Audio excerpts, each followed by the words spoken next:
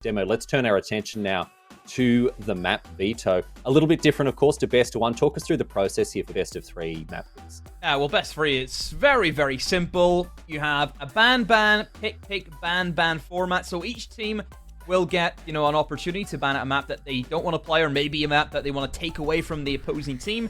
And then each team will be able to pick out of the remaining 5 maps. Typically, this is usually where we see some strong picks for a side. Already, I'm seeing Team 1 straight in with an Oregon pick, a very strong map for themselves. And then equally, FURIA going for a Kafe pick, strong for themselves. Also, that's the kind of format that we see. And then finally, with whatever's remaining, the teams will just try and ban out what they don't really want to play. And then whatever it is that's left is usually that, Riley. Whatever it is, it is. And you were mentioning before, Fluke, the fact that, maps like Clubhouse, maps like Villa, these are the ones that you said, and lo and behold, look at that, they're banned. So has this sort of fallen in line with what your expectations were for this matchup?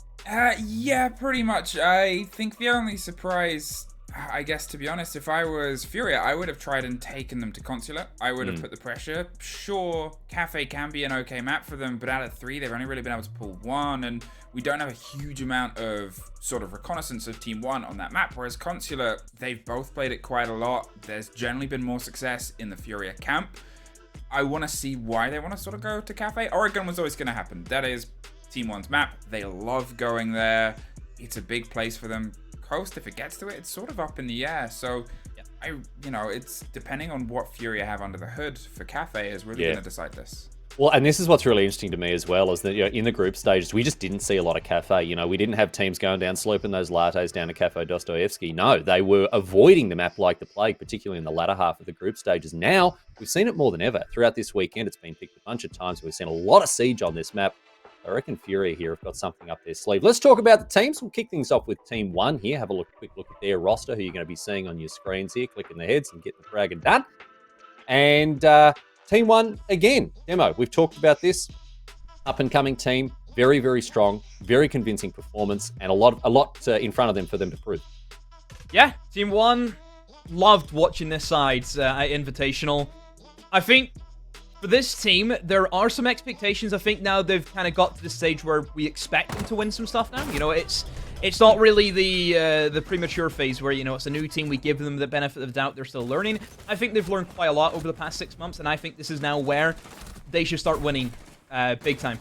I think Team 1 should come into this competition, come into this final day, and they should really have a good go at winning this. Obviously, we know they're going to be up against some fierce competition with FURIA, and if they get past FURIA, then it's either NIP and Liquid, which is never going to be fun. But I think Team 1 today, Riley, big possibility of winning this entire thing. Might be their time. You certainly sort of feel as though they're due, you know what I mean? Like the momentum they've put together, what they're doing, the way they performed, it's really excellent. But they've got to go up against FURIA, another team that has put together a performance. Although they did scrape in, as to be said, they did have a harder road to get into the LATAM League finals, but they're here and they're making the best of it. What are your expectations, Fluke, for what we're going to see out of FURIA? I mean, it's sort of this strange moment for FURIA because some of the players that you expect to be able to have bigger performances here, like Fantasy, haven't quite been able to hit the mark, but Rare is having an outstanding Copa Elite 6 so far. They've really been able to set themselves into this tournament, into these engagements. They're kind of everywhere. They're making sure that they're getting the diffuser down pretty much as consistently as they are outside of this, but they're also sitting on a plus 20, whereas usually they're not quite as solid in those engagements. Miracle on the shoulder as well is sort of building behind that drive of the objective, and it's working out well for them, but it's getting it over that final line. Well, we're going to put the hard question to these two casters right now. We're going to ask them to put their money where their mouth is and make the call here. Who is it going to be? Demo, we'll start with you. Is it going to be Team 1? Is it going to be FURIA? Who do you think has the edge here? Who is going to carry it out? And maybe a prediction on the scoreline. What do you reckon? I think Team 1 2-0. Reason why I say 2-0, I looked at the map veto. I think Oregon, it's going to be really tough, I feel, for FURIA to break down Team 1 on that specific map. And then as we get into Kafe, I mean, we've seen both of these teams play Kafe against each other before, and it didn't end well for FURIA at all. They actually lost 7-5 to Team 1, so there is something to go off. There is history between these teams. They've only ever played 3 times within the past 6 months, and usually it has been Team 1 coming out on top. I think they won 2 maps, and FURIA's only won 1. So at the moment, Team 1, on paper, should be the stronger team.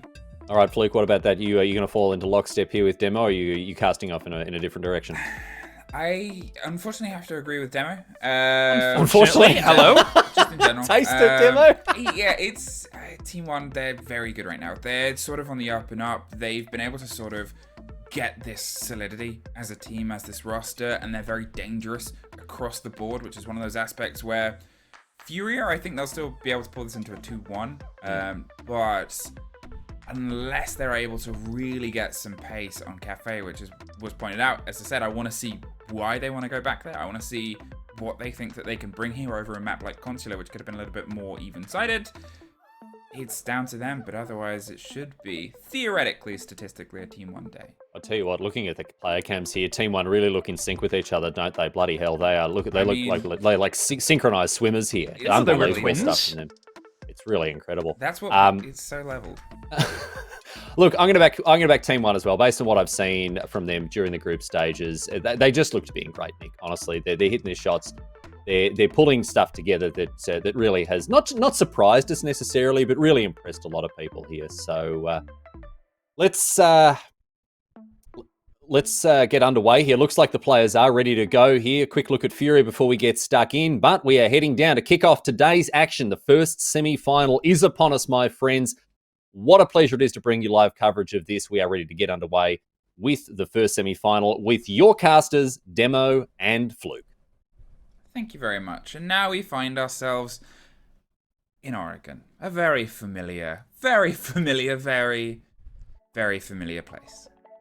I'm going to come back. Talk to me about the unfortunately I have to agree with Demo. Come on now. When have I ever steered you wrong? I mean, to be honest, actually, okay. To be honest, it's strange that I see you actually making predictions. Because you're usually a habitual fence sitter. That is true. That's I guess, that's why it's strange to agree with you, because I'm thinking something's up here. Something's gone. A smoke ban alongside the double hard destruction removal. Okay. I mean, I've seen a lot more smoke bans as of late. Quite surprisingly, it's actually been quite an up-and-coming ban. Is that, I ask you, a target against Alamo? Alamo was someone that we did not get a real chance to mention just in the pre-show. Alamo, for me, is one of the brightest up-and-coming stars of this region. Mm-hmm. I think he's shown that on countless occasions. I think he had, a great tournament for himself at Invite. I think everyone was really impressed. I think he was able to gain a very big following off the back of that also. So he is a very popular player across every region. I know that a lot of EU guys, a lot of NA guys are big fans of Alamo. A lot of people respect how this guy plays Siege, and it's a very, very scary way. Guy is insane mechanical skills. The quick peek that he has is incredible. Is it going to be a target ban to say? I'm not sure if you can really target ban this guy, Fluke. I think you're just trying to remove an SMG from his hands. I think that's the sort of game that they're playing. Picking up Ella instead is a bit of a different route. I mean, I'm a big fan of Ella, as of course you know, Yeah. and the weapon that Alamo chose is the correct one. Positioning-wise, is the correct one. Is that fair enough to say? Is that... I mean, I think Ella at the moment is a very scary operator. Like, I think everyone's scared of that weapon. Because it is, in my opinion, the strongest shotgun in the game. Yeah, even post-nerf. Yeah, like second to none. Like, that thing will chunk you to bits. Like, the rapid fire rate that you just pull it, bang, bang, bang, bang, bang. It is insane. And look at him right now. Alamo knows that he's in, this is perfect. This is a perfect area for the shotgun to do damage. And look what's just happened. Okay. You know when I said the shotgun depends on where it is? Mm-hmm. Yeah, that's what I meant. Mm-hmm. That sort of positioning with that sort of shotgun, the fact that they could spark around the corner and get that early body, the other place that you're potentially looking at for that sort of gun, I don't think it would massively handle around Harry Potter at the bottom of the tower stairs. I think that might be a little bit too awkward of a firefight. But here on the swing round as well, if that's where they're going to reposition him, just on the actual corner of the freezer itself, to make sure that there's nothing that can try and cook them out of here. There's the mirror window for the intel, but at the same time, it's a very dangerous approach. That Habana's going to have to do a little bit of body work here. Losing Flores is a massive operator for FURIA. I mean, that operator is the pinnacle of clearing out blue. I've never seen an operator clear out blue as easy as what Flores can do. And Also, with the lack of mute being shown by Team 1, it just makes that operator so much more tasty to pick. And yeah, losing that right off the rip, it will cause some issues. Rare is trying to force this body just out of the connector here around the opposite side. E-Box is becoming a big point of fascination as they've been able to weaken some of the attention off on the opposite side of Laundry. They're kind of steadying themselves. They have loads of time. They're making sure they utilize all of that to drone out, get the intel. Elbows still hold by the reverse shield, and they've entirely calculated themselves here around this fight. They've realized push that mirror window past the other canisters that might otherwise be played in the C4s. It's too dangerous, so let's try and take them around the back stairs. So now they will try and enter in towards blue, but like I said, without the Flores drones, they really lack in the utility, and with a minute to go, this doesn't leave them a lot of time. Ideally, they should have been in this position about a minute ago, and yeah, they're really going to struggle with the time, and whenever there are still, you know, C4s on the side of Team 1, it's going to be even more difficult for them to try and swing in and try and get that diffuser down, but there's a lot of pressure coming in from Freeze as Rare has managed to slip his way in, but KDS shuts down most of his teammates. And there's Lagones on the flip side, able to clean up house, and Team 1, a very convincing round. Yeah, as you said, they sort of tried to go with an alternate take there. They set themselves up after the loss of the Flores in a alternate position. They didn't think that they could muscle their way through. They potentially tried to, I guess, bait all the intel and say, listen, we're going for this launch take. We've got some bodies on Freezer. They couldn't get close enough with the mirror window there. It was a little bit of that balance of, well, how do we put this? Alongside, you know, you're sort of looking, how can they try and get rid of that? Well, you know, if you fire those X-Kairos, there's going to be someone round on the hook of Freezer towards the door, so they're just going to shoot those off. You can't get the clarity there. It's too awkward, too difficult. But, I mean, I guess that they just sort of picked up sticks, went for an alternate, and it didn't quite work out. Is the politest way of putting it. The Monty on the board, instead of Habana, instead of what was your soul hard destruction here for Dawn. Ella Shotgun, once again, the Titan Killer, makes its return for Alamau, and I think Alamau, he's happy enough just to sit here, use the shotgun to the best of its ability, and really make FURIA work big time for any control. You actually see him, he's using it as their real way of doing the self-destruction. Obviously, you know, we touched upon the smoke ban. Was it targeted towards Alamau? We know that Smoke is great operator just for the gadget, being able to delay a lot of time and try and get some kills, do some damage, whatever it is. But we know the utility, you know, the setup that you need from that shotgun is second to none. And, you know, Alamau happy enough to do that with the other shotgun. I mean, it doesn't leave you a huge amount in pocket, but it doesn't take a huge amount to kill. The thing about that is it fires quick. And if you sort of find yourself a little bit lost in the source, we saw how he did, you always have to deep dive. He's got 29 bullets. Like, that is, 29 bullets, that's yeah, more than sure. enough. But it was about 6 or 7 to get the 1 kill before. You're sort of positioning yourself. Sure. 30 divided by 6, there's 5 kills, an ace!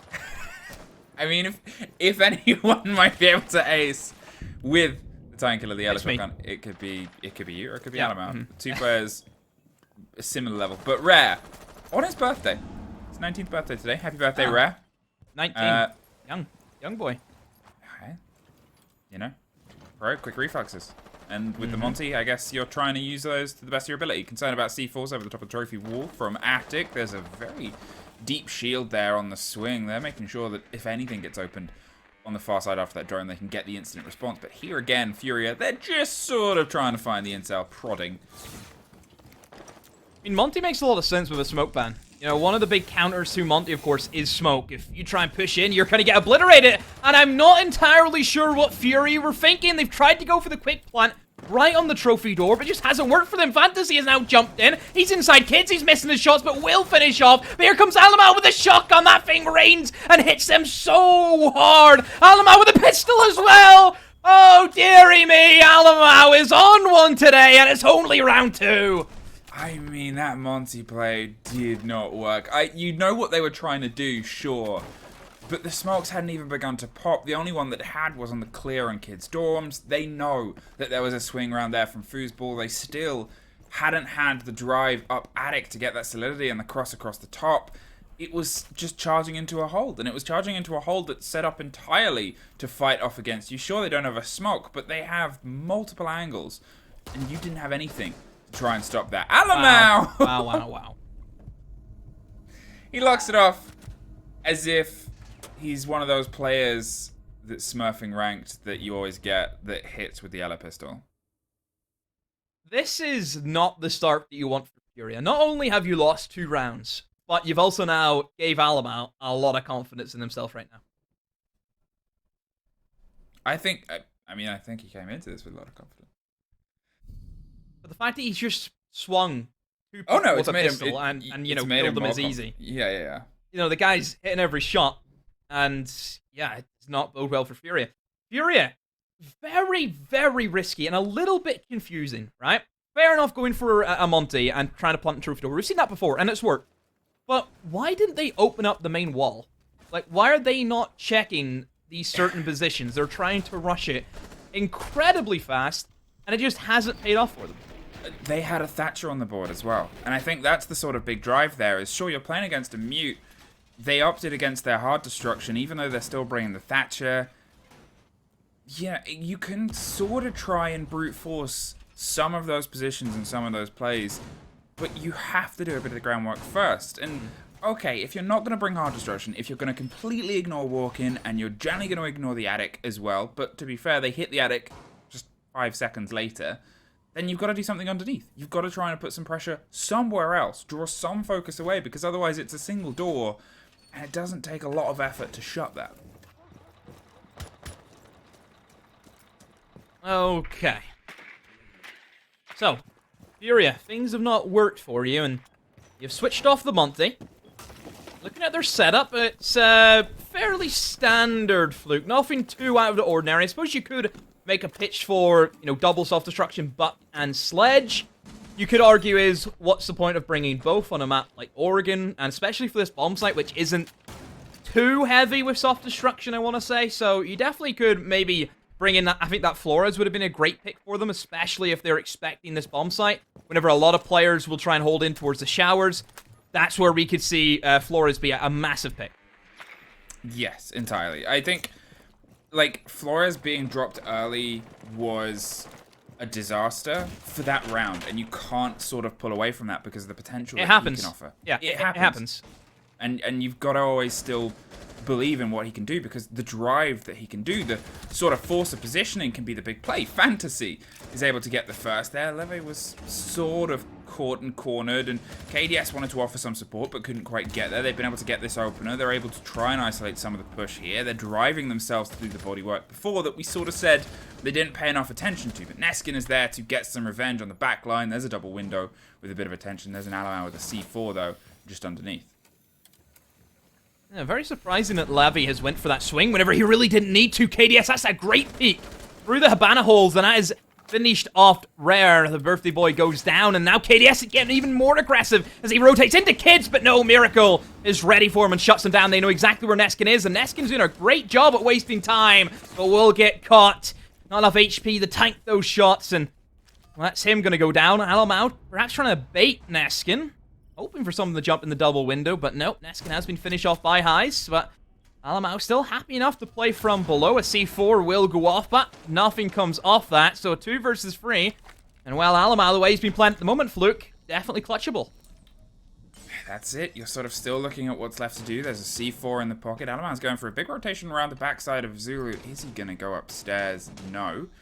He's going to set himself up around split and have a little bit more caution before the approach starts to come through. I say he instantly goes back round. He's trying to find the angle in the fight with 30 seconds. Lagonas puts them into a good stead. Furia is trying to find this final hurdle, but it's Alamau that gets the drop down. 20 seconds, one body on the split side of Shower. They know where he's coming in from, but it's not there because that gate would have killed Miracle if he tried to take the hot hop through it. So instead, he's got to go the long way around. That leads you to the back of a dining room with a split angle and a Banshee ready to scream as soon as you make this entrance. That'll give the game away. 5 seconds, and you still got to try and stick a diffuser down. But Alamau has the Overwatch. Team 1 being gifted a very easy round that they've been able to come back from. A little bit confused with how Furia were dealing in that 2 versus 3 situation. All over the place, and a real lack of trades going on. You know, we had one player upstairs in Kids by himself, then we had another one come in Small Tower, gets picked off, and then we see a hatch drop, he gets picked off, and then there's a Thatcher outside. doing very little. I think at that time, Furia, they've got what they wanted, which is that upstairs control. They've got the kids. Why are they not then utilizing the soft destruction, clearing out Alamau from server, and then simply going for an easy kitchen drop that we see so often?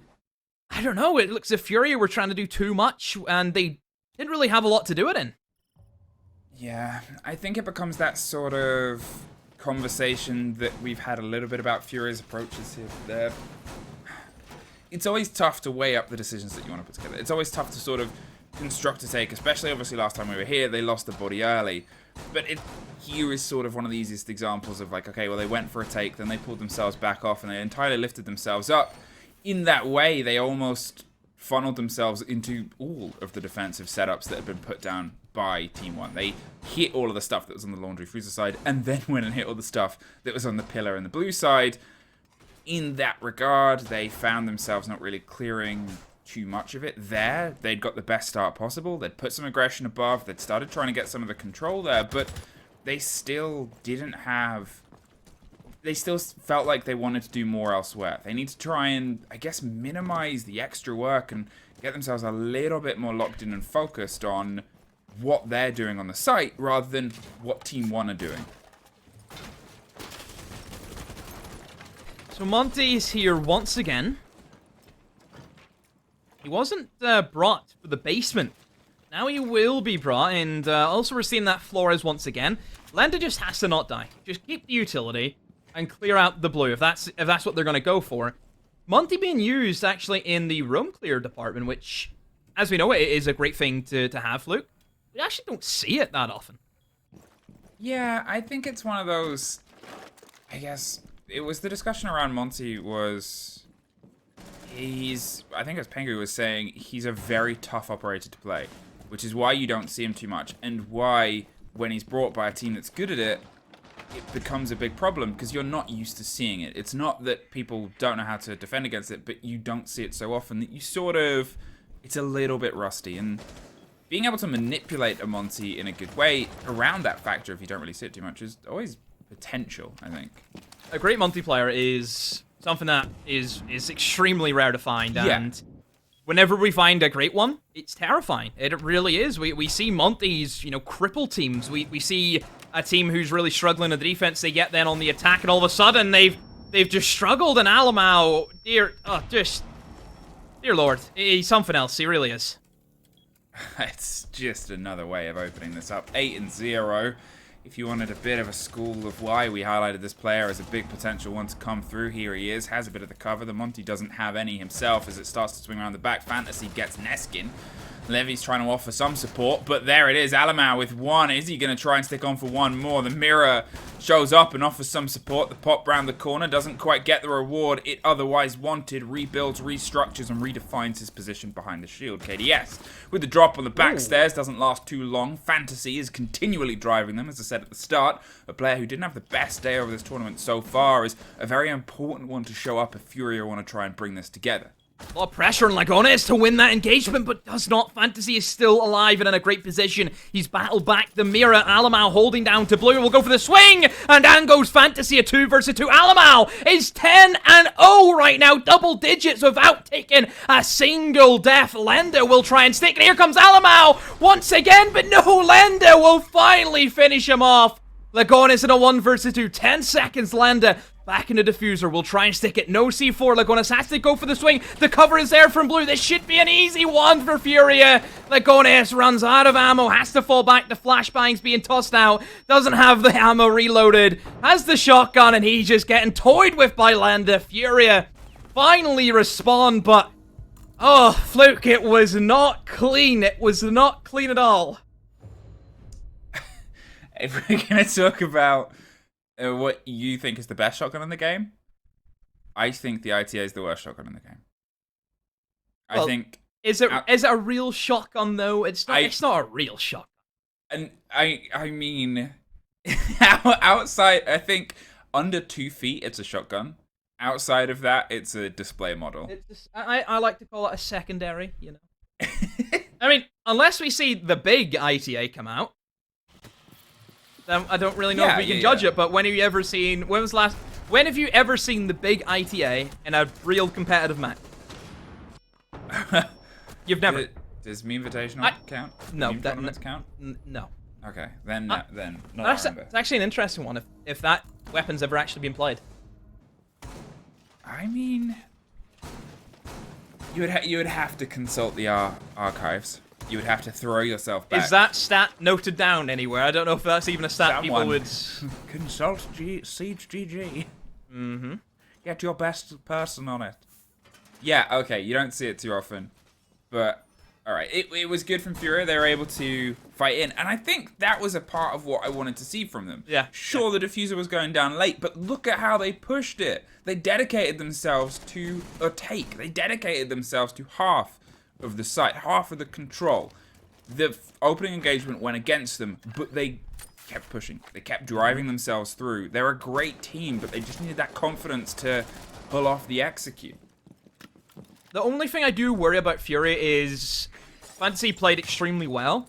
If they lose Fantasy early on, where do they go from there? Because now we're kind of getting into the territory where, you know, they're relying on one player making these big moves. And if that is a game plan they're going for, it's not going to get them very far. So, yeah, I think for FURIA, they need to try and get their, I think, the refrags down a lot more. You know, we looked at the round where they attacked the meeting and, the dining and kitchen bomb site, and they were really lacking the refrags. If they can fix that and they can be a lot more tight-knit whenever they're actually going for these pushes into, you know, players like Alamau, players into KDS who are very aggressive in how they do their holds, they will have a much better shot of winning this map. Well, waiting now for this approach to start to come through from FURIA. They've set themselves up with the same sort of build they had before, but obviously the big difference is that Monty is gone. That's going to make that cost and that burn around the corner much tougher to pull off. So they've gone with a little bit of extension here. We'll hear that being put up and utilize this as a moment to drive themselves with the cover of their own audio through around the corner. A bigger, wider clear. And a little bit of a cheeky angle gets the first, but the instant pickup means the trade is punished. Alamau happy enough to sit behind that shield and just wait for the push to come in, but will be pushed out by the utility. Flashes and nades will clear out that shield on Alamau. Has to fall back to the safety of sight. KDS has not been dealt with as of yet. He's still enough to play aggressive on this blue door, and you hear the banner pellets go down. We'll start to open up in towards E-Box. KDS looking for a little bit of aggression. There's Alamau again, and oh, the shotgun. How many times do we have to say Alamau and the shotgun is just unstoppable today? It's 12-1. 12-1, and he doesn't look like he wants to stop yet. Rare, yet again, they opened this in a 4 versus 1 situation. They're able to at least find one, but they had a lot less time previously. Now they're in this sort of angle and an engagement possibility of, well, it doesn't last much longer. Alamau said he wanted more, and he finds it. What a nightmare. Wow, Team 1, steam rolling ahead, a 4-1 lead at the moment, and they still have another defense. FURIA, is it the shotgun? Is this the issue? Is this the wall that they're up against? This is very unusual because there aren't too many occasions where I can really pinpoint a team losing down to an aggressive shotgun player. I mean, yeah, I couldn't tell you the last time that a player has been that brave and that bold and that brazen with a shotgun this continually. Like, you'll see it maybe 1-2 rounds. Like, a famously aggressive player will jump in with a shotgun from position. But here, being in this situation and pulling it off so repeatedly, it's tough. It's tough to find a response to. Top floor is where we head to once again, and FURIA, last time they had an attack up here, it was very confusing. Trying to go for a quick plant right at the trophy door without really anything being checked was very surprising, and it did not work for them. I would like to see FURIA play this round just a little bit more slow. I mean, this bomb site, from an attacker perspective, is fairly simple. You can gain control very easily of, you know, your main breach. Bedroom isn't usually an area that we see defenders hold that firm. And then from there, it's just more of a case of opening up angles, putting a bit of pressure here or there, and finally moving in for an execute.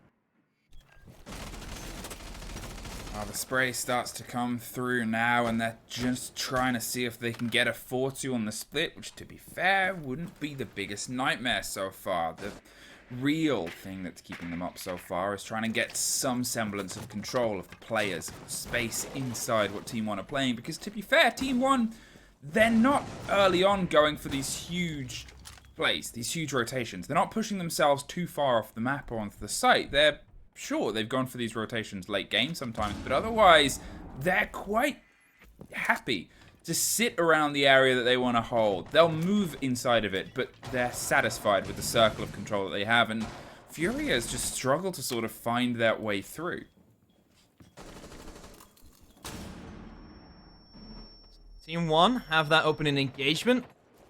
It's a FURIA trying to put pressure from below in towards that kitchen, and Fantasy, oh no! Neskin is ready for him and puts him right back from whence he came. FURIA, this is crumbling for them, and Fluke, I have to highlight, the refrags are not there. No, that's 2 kills that have been punished by a single person. That's, I guess now is just sort of trying to think, how can they bring this together? You still see that they're in 3 very different situations. They're in 3 entirely different angles. They still are in a situation where they might be able to get an instant swing round depending on the movements. They have the entrance. At least it comes through. Neskin's gone, but without vertical control, well, they're not going to get any deeper. They're not really going to be able to put any pressure upstairs against those windows, so they can't try and put pressure from underneath. Still, now, a minute on, and they're going to go for the big rotation, finally find themselves up to the site and the story that it's on itself, prepping for the run out and concern that might be paid towards the bottom of the white stairs. I'm assuming we're going to see an attempt through Trophy to just try and strong-arm it, but, well, apart from maybe a gift of Alamau here, who's dancing very dangerously, but to be fair, when you're 13-1, do whatever you want. FURIA 30 seconds have only just began to open up in towards bedroom, and KDS is waiting for the miracle goes down. Rare sees the man shimmy across and will end up eliminating KDS, but with 15 seconds, look where Hyze is on the other end of the bomb site. Rare with a sliver of HP has to walk into Trophy, has to walk into a shotgun. Alamau is ready for him. Here comes the swing, but no, Rare will actually win that engagement against the shotgun, but with 5 seconds they go, has to find more! A 1 versus 1 now, Rare, can he finish him off? Legones plays the time perfectly, and Team 1 take a 5-1 split in the first half. It was deserved, and that's the sort of worrying thing right now, is what we have to have is a heck of a team talk in the FURIA camp. A heck of a moment for them to try and pull themselves back together, because that was the Team 1 show. It was a lot of those rounds sort of falling into the favor. The only one that went FURIA's way was definitely a FURIA round. It was definitely the one where they had that control. They had that drive. They were able to find their way through onto the site, because outside of that, I wouldn't really say Team 1 were massively stressed, apart from maybe one other round. When they were attacking onto the tertiary site, it was just a good performance, and they've really got to sort of step themselves up here and see if they can find something, because otherwise, I mean, Oregon we knew was going to be a good map for Team 1, but a great map means that that second one is going to have so much more pressure on it. So, FURIA over now on the defense. They start with their basement hold. Valkyrie makes an appearance. Usually an operator that is banned out quite frequently on a map like Oregon. I think the information that you can gain, and some very, very strong ones that you can kind of hide away in corners that aren't checked all too often, are very, very strong. So, yeah, Valkyrie expects her being chosen quite a bit by FURIA. I know they're a team that rely very heavily on a lot of information, and they'll try and coordinate that into some of their swings, and hopefully they can show us, you know, really what they're made of on the defense, because I want to see more refrags, because they're just letting the man advantage get away from them. I think that's entirely it. I think that they'll be built into a little bit with their defenses. They'll have some more solidity. Alamau's now obviously on a different role, and they've got to try and drive their way through. Talking of the chance at refrags, they're instantly trying to lead with a bit of aggression here, but KDS is going for the pull and the pick from the opposite side. Alamau has hopped in on the kitchen corridor with some pings coming around that they know that there's a body round on the bottom, but they actually find the fight before the drone finds them instead, get some clarity elsewhere. I'm curious if they've got replays around the tower to make sure that they have some comfort there at least, but look, instantly the FURIA bodies have gone off the hold that they had on the top. They've entirely peeled themselves away from the aggression that they wanted to do inside meeting, and from just what was one aggressive firefight, that roam game, that chance has entirely been cleared away. Team 1 straight in to open up these hatches and making good time. Only a minute gone. 2 minutes still to go. Where do they want to formulate their push from? That is the question. Are they going to try and push in towards E-Bucks, or maybe trying to go for the laundry side? I'm not entirely sure right now. Looks as if they're just trying to eye up their options. You can see them on their drone trying to figure out what side is the weakest. Hey, maybe they might just try and push every angle. Well, it's trying to, I guess, get some semblance of control, because if that's one thing that I talked about from FURIA struggling with where they wanted to end up their push here, Team 1, they're weighing up their options now. They still have all their bodies, and took a bit of a deep dive there. Neskin got close enough to be hit by the mute jammer, but they know that somebody's paying firm attention to this swing, and they don't want to take it by themselves. They're waiting for the pressure from T1 as well to start to come down. That tower has to be a bit of a big play. You assume there's one on E-Box, and you can just see the outline. They're droning and keeping that angle control. They're going to make sure that they can force these bodies away a lot of time, and it's still a drive. The pops of the flash and the swing around the opposite side. The Goyo shield goes down on the crook of the elbow. They haven't been able to move a body in just yet, but they have yet again been able to clear them away. Whether they know it or not is the tell. Bonus. Moving in towards elbow, which they do have control of. Still has 4 Habana pellets. Can maybe try and open up a line of sight somewhere. But, yeah, not much to make a full breach with. It looks as if, yeah, they will be opening up some angles in towards that cross, and that's going to give them quite an easy time of denying anyone as they try and swing from Freezer to deny this plant. So, it is going to be a very, very scrappy round for Team 1. 20 seconds to go, and here comes the drops. There it is, and there they go. The first one goes to Fantasy's way. He's going to make sure he picks up to get the backside here. The push is coming from E-Box and flat across the top. They're trying to get control of the elbow, but they're just going to drive themselves through Lagonis all the way towards the default plant spot. They don't have many bodies, and they definitely don't have the cover. That goes just perfectly. Leaves Alamar with only a couple of seconds. Not enough to find any of the bodies. Survives, but that moment was a lot of sort of weighing it up. A final attempt on the executing the push. Without being able to catch a player or a body, they found themselves just a bit overwhelmed in that final fight. Yeah, 5v5 in 20 seconds.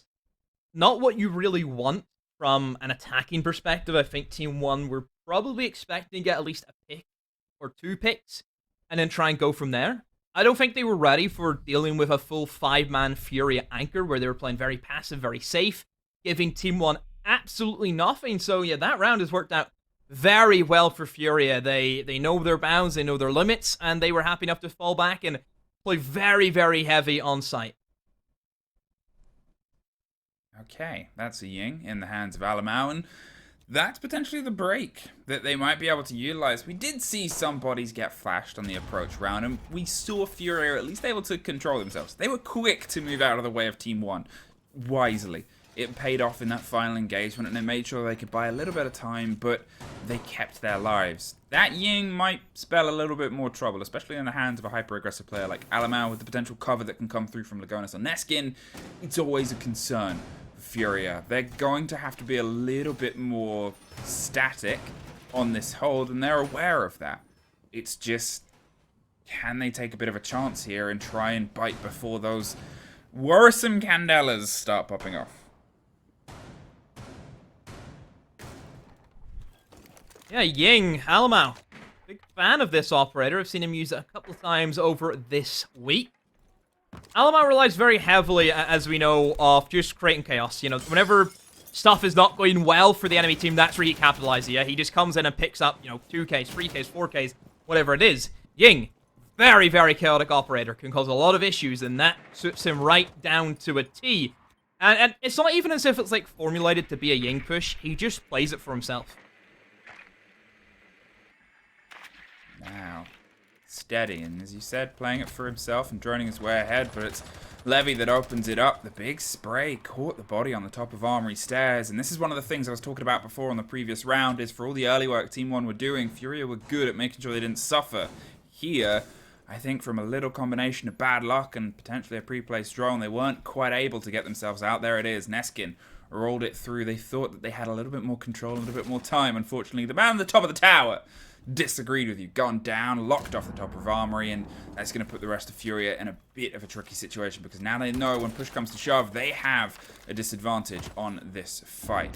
Yeah, and Team 1, I think, we're looking for that opening pick. It's something that they struggled with in the last round. We're not ready to deal with a full 5v5 at 20 seconds to go. So yeah, this definitely spells a little bit better, I feel, for Team 1 in this scenario. And you can see FURIA perhaps trying to get a kill back. You know, Landa trying his hand, thinking, should I peek, should I not peek? Rare? Ooh, I think he has an idea that somebody is there. Maybe he's seen something, but not enough to take a shot, not enough to try and find a kill.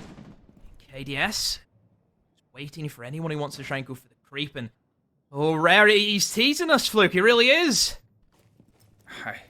He has been one of the players that's been able to sort of get back in a situation. The soft hatch means he has a rotate down as well. If he thinks that he's in too much of a troubled situation, he can take that as an option if he doesn't want to try and do the death dive all the way across the corridor. But Alamau, he's the one that finds the death in his hands. They have 50 seconds. They have two of these bodies, and they've been able to do that groundwork that they struggled with before. Look at this, though. It's that pressure all across. They've been able to dig their way underneath. They've been able to actually capitalize and limit the movement of the FURIA players. They still have themselves with these cross angles, but losing that first and the Candela start to rain through means that the danger is now on the remaining two. Slipped all the way through. KDS picks up one more, knows where the last is, and makes sure it ends in a flawless.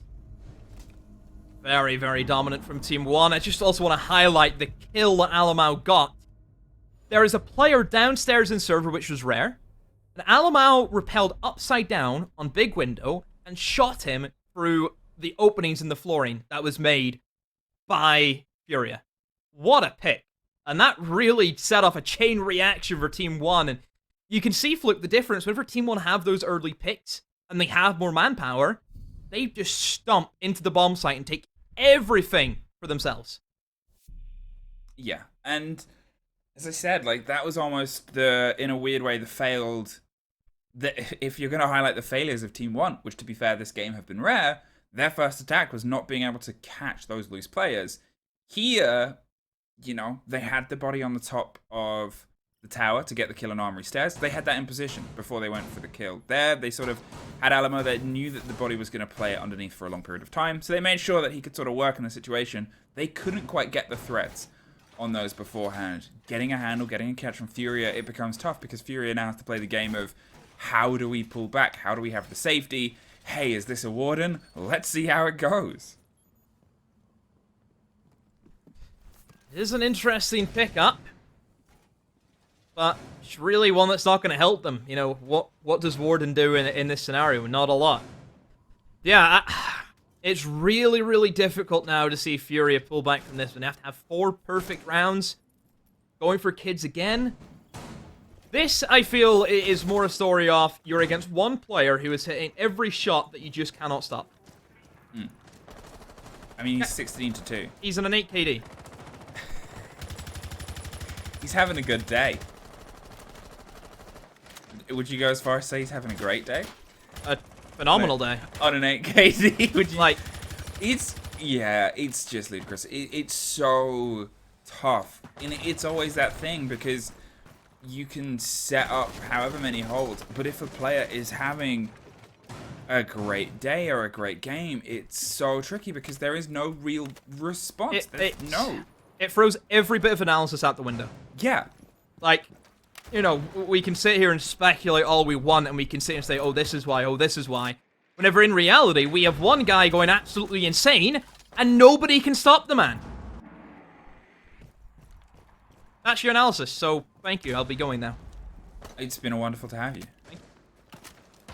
6-2. One more round secures them the opener here, gives them a huge amount of momentum and energy heading into Kafe, a map that we sort of talked about, hoping that because FURIA picked it, that they have some surprises here. And well, you hope that they also have a heck of a sort of getting their heads together and realizing what can we do to grow from a first map that hasn't gone their way. It's not over yet, but as KDS almost picks up an early fight of a body that slips all the way past, they've instantly gone for the response. Their Alamau's gone for the cover, finds it. Fantasy is off the board. A 5 versus 3 as they get rare on the pickup instantly too. The body on the top of White Stairs does not quite secure the kill. Doesn't want to try and risk it, and they'll be able to get the pickup. They still have a lot of time, and now they've been able to take 2 very early picks.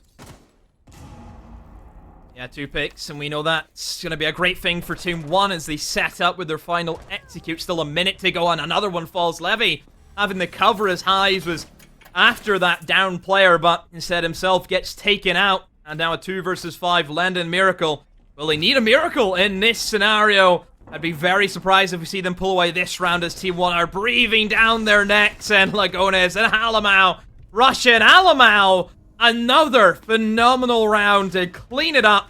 A 7-2 sweep for Team 1. It was just a terrifying performance. It was a terrifying performance, and it's one of those tough things where you go, how do we actualize this? How do we realize this? How do we get a response to a team that is playing that good? To a player that almost went 20-2, that almost had a 10 KD. And it's just unreal. The man is a one-man highlight reel on that game. And I'm sure he's going to make up a lot of these. He had about 11 kills with the yellow shotgun and 2 with the yellow pistol. What can you say? It's absolutely mad. And yeah, Team 1, they come in, it's their back. I think this was expected. Was it expected in that fashion? No. Probably not. But then again, Alamau. It's an impossibility to have a preparation plan for when a player plays a game of their life or a game of their day. And for him, you know, sure, his great is a lot of other people's impossibilities. And that's just a comment on the skill of the player. But hey, I guess we'll see what Riley thinks.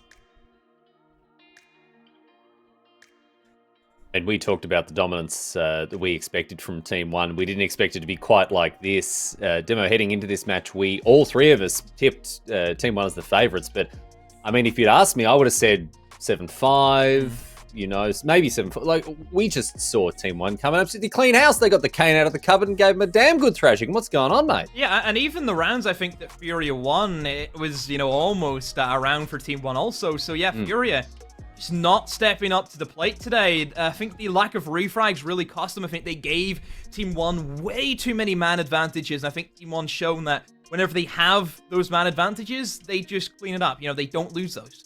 Yeah, exactly. They lock it down and they pick up the W's. That's what we've seen here so far. Fluke, as we head towards the second map, obviously FURIA well and truly on the back foot. What do they do? What do they do to rally here and get themselves back into this this series? I mean, it's that very tough situation because they've really got to have a lot on the board already that we didn't know about. Regardless of the result that's just happened, we hoped that they had a Kafe game that we hadn't seen. Now they've got to hope that they have a gameplay that they can sort of bring. They've got to shrug off that entire first map. They've got to take that as just warm up. It's now just 2 maps. That's all they've got to focus on. 2 maps, 2 wins. Because the more that they think about what just happened, the more that slips back in, the horrifying creep of that control just comes back. The old eternal sunshine of the spotless mind needed for FURIA here after that that performance. But we move on to map number 2, my friends. We're going to take a quick break, get everything set up. But don't go anywhere, because on the other side of this, more Siege coming your way from the LATAM League Finals.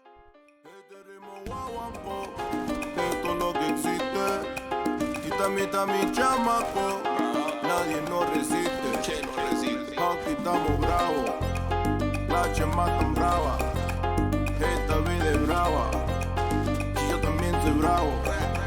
Por eso lo que repica son los cueros, aquí lo que suena a fuego, mueve la abuela el pescadero, hasta lo mueve el aduanero.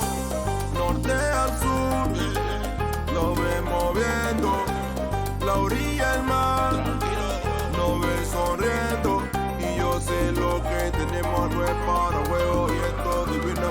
Por eso lo que hacemos, gritar, tumbar con ritmo letales.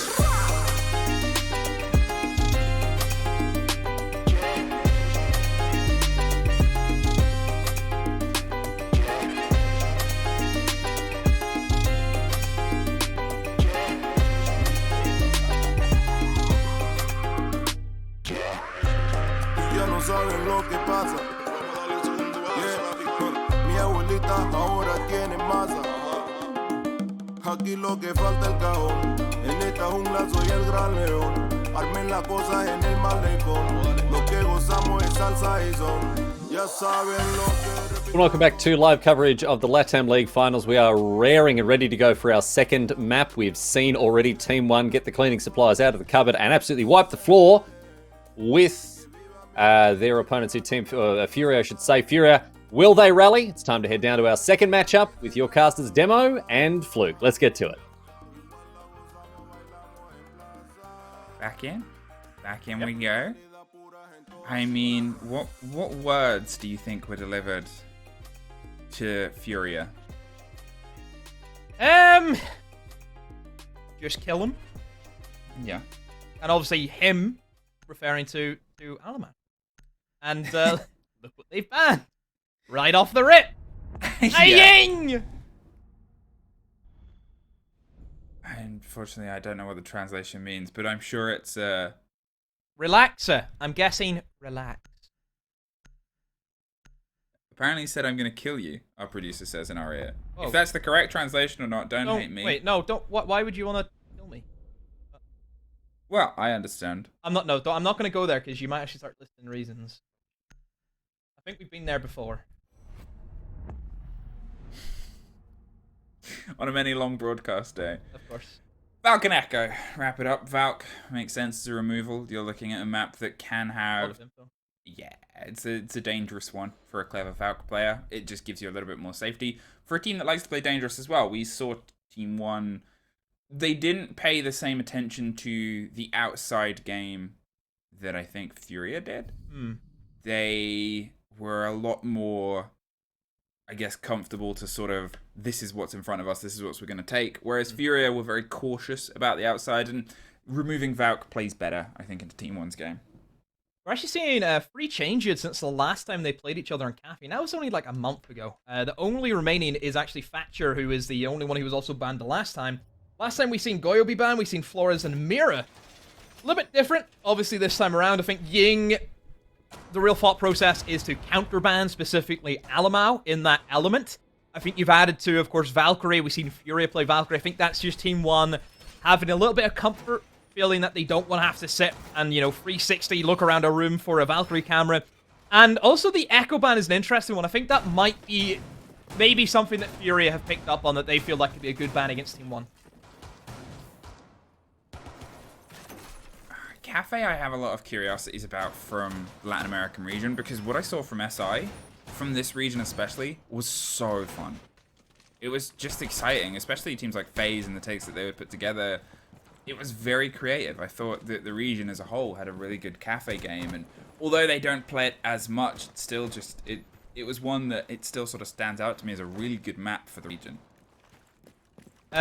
So apparently that the translation that you were told, yeah, Luke, it's not I will kill you. It is I don't bite. So okay. I don't know why I've said this. I just no. I'm glad you. Like I said, you offered the correction. That's if why somebody I tells said, me, I cannot you know? speak any languages outside of my own, even then only barely. Well, that's why I just wanted to highlight. Where's your French chat? My French, not good. No, not bon. Not bon. I was about to say you can't even say not good in French. Non bon. Okay, here we have the start of the stress and the pressure around the Christmas corner. The lock on the back of the white corridor to see if they can find anyone around the back of Lumber. But as they head over the top, it's Alamau that wants to try and set up on the white window to see if he can catch anybody that plays off. This isn't massively where Furia need to lose their lives here, and they're aware of the game that Team 1 can do. They really have to build a mantle of solidity here. Yeah, it's either Furia come in and they start winning these opening engagements and really putting an end to Team 1 and their structured, aggressive executes that they have, or they just try and play that kind of safe passive way, which, as we've seen, won them around inside of Oregon. So yeah, it's up to Furia what playstyle want to go for. It looks to be that more passive playstyle. That they've gave up I would say very early control. I think, you know, a minute 20 and Team 1 already had complete control of top floor is fairly early. You know, typically we see quite a bit of gunfight happening upstairs, and, you know, it wastes a bit of time. Usually around the 40-second mark is whenever we see destructibility happen, but no, this time around it will be just a little bit quicker. Here, as we start to hear the cacophony of C4's pop on the floor above, KDS is trying to drive their way down the red stairs. There is one body not too far away, just playing in quite a dangerous spot on the side of the breach. In fact, they go a little bit deeper. They're able to slip their way past, but they're not happy with that game just yet. A great position here, and they try to get the punishment, find Beautiful. it, slip away, and that is perfectly played. Pop back up with the shotgun to see if they can get a bit of revenge, but it's Neskin that's suffering on the opposite side. That's a great rotate, just individual positioning. Really winning out that gunfight for FURIA, so a good start for Miracle, and he's still an issue. He's still lurking in towards that red stairs area, and Rare land a fancy, yeah, Rare another one.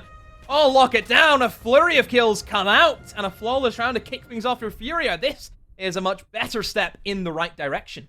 It's what they needed. You sort of had to take as much of that round as possible. A flawless is obviously the perfect start, but the confidence is what they needed. They needed to make sure that they could try and find themselves. As I said, it's almost that full mental reset of that first map, that was a warm-up. That's not on our scoreboards. That's not on our focus. We have to not only take our momentum, we have to shut theirs down. And hitting that locked door, pushing the hyper-aggressive positions there on the bottom of the red stairs and making sure that they weren't quite sure, which was, as I sort of highlighted at the beginning, that was the game that Team 1 weren't massively playing. They would sort of get their intel and go with it, but the changes of intel, that's where FURIA might be able to draw some real punishment. So moving now in towards that top floor. Bomb site we see quite a bit. I know that Ollie and Tim yesterday, they were saying that, you know, it's a bomb site that's actually not too favored inside of LATAM. Which is strange, because everywhere else, you know, we always see the top floor. I think that's always the thing about the top as well, is you can have a little bit of pace and creativity about it. I remember seeing a lot of smoke attempts and the coverage that can come from that. Capitao obviously has a bit of a presence here, especially when oNe is potentially off the board, to drive some of that in, but yeah, here it's fallen out of favor a little bit across the board. I think the pick rate has generally gone down on it as well. It's sort of in a strange place, Kafe, right now. It's gonna become something, but they're still trying to find out what in the new meta. I mean, I'll be honest, I feel as if the top floor in this, it's very one-dimensional. There's not much you can do apart from red stairs, piano, plant. Like, that is... I've just described every single round of top floor Kafe.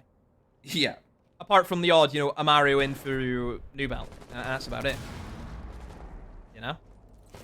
And I think that repetition is what's the struggle to break right now, because the meta is in a good place. It's a very aggressive meta. It's a lot of changes. Kafe sort of defined itself in the old meta, and it, in a way, was weirdly reinforced by it, because when we had all the ADSs, when we had all of the oNe discs, the pixel corner was almost synonymous with that.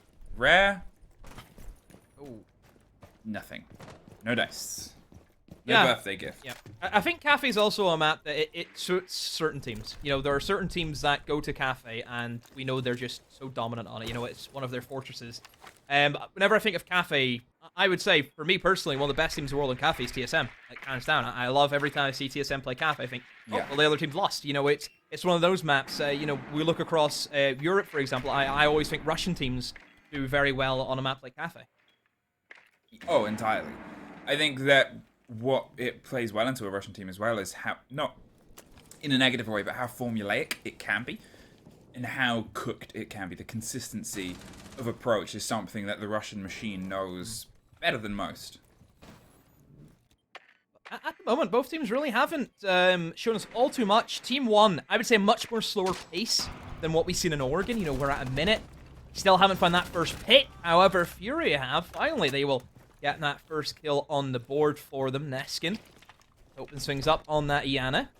But with 40 seconds to go, little control on piano.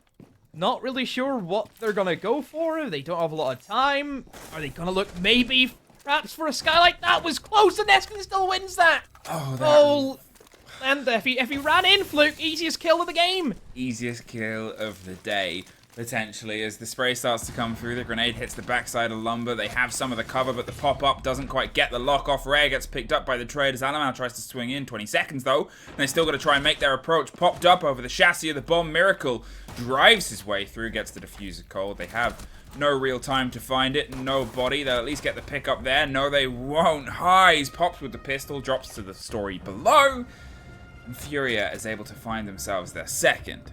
Massive play for Miracle, as well as Heist did to get that double kill. I think Miracle being able to swing in and eliminate that diffuser was the massive kill. Honestly, even if I feel that if we seen the oNe also get picked off, Miracle's still in a great position to really hold down the site. So, yeah, again, Furia, just very patient, not trying to give themselves away early. They have rectified those very easy mistakes that they made in Oregon, and it's paying off for them. 2-0, they're up. I think that this is a really good sort of turning point for them. I think that being able to drive themselves here, thread 2 rounds in a row, which is obviously something, you know, they've equaled their performance on the first map. And they've been able to do what they weren't able to do on the first map, which is build a little base of solidity, a little place where they can sort of get behind it. They've been able to shut out a lot of the guns of Team 1, opening on the flawless, and then being able to sort of still have the 2 versus 1 in the final situation, which was about a 2 versus 2, but where the diffuser was positioned, where they had themselves set up, and again, the bravery of pushing themselves into engagements, it's rewarding them, and they're punishing Team 1 for it. Okay, so Team 1 struggling quite a bit, and we're seeing the reading room, so basement going to be the bomb site that Furia have no intention of really looking for right now. So reading typically plays out, I think, very similar to how we see like a top floor play out. You know, everyone from Team 1 will probably go upstairs, will try and move in from above, have a couple of gunfights here or there in the top floor, but then again, I looked at how Furia defended in towards their mining and their dining defense, and they were very quick. They kind of drop off of the roam game.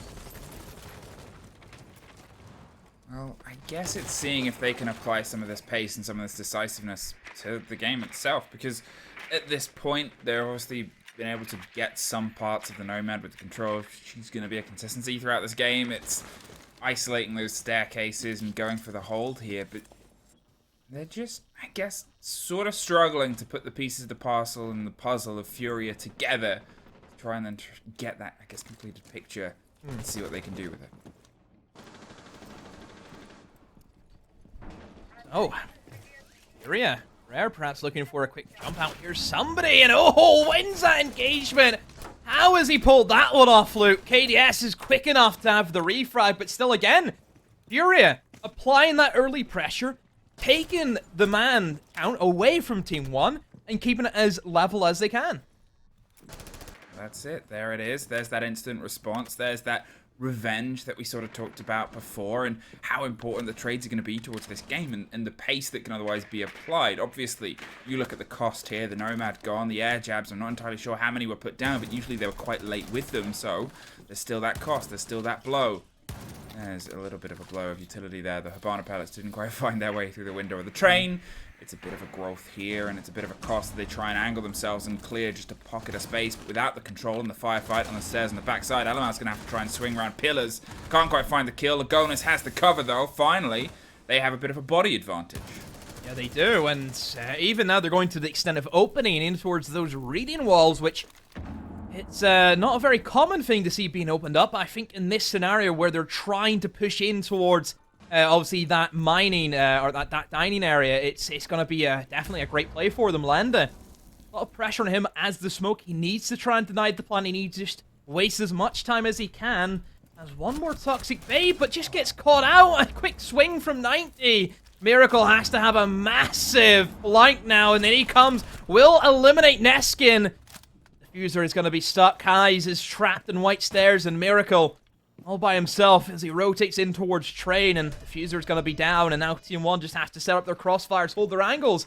It should be a fairly easy round for them to lock down. Highs now creeps so over towards pillars.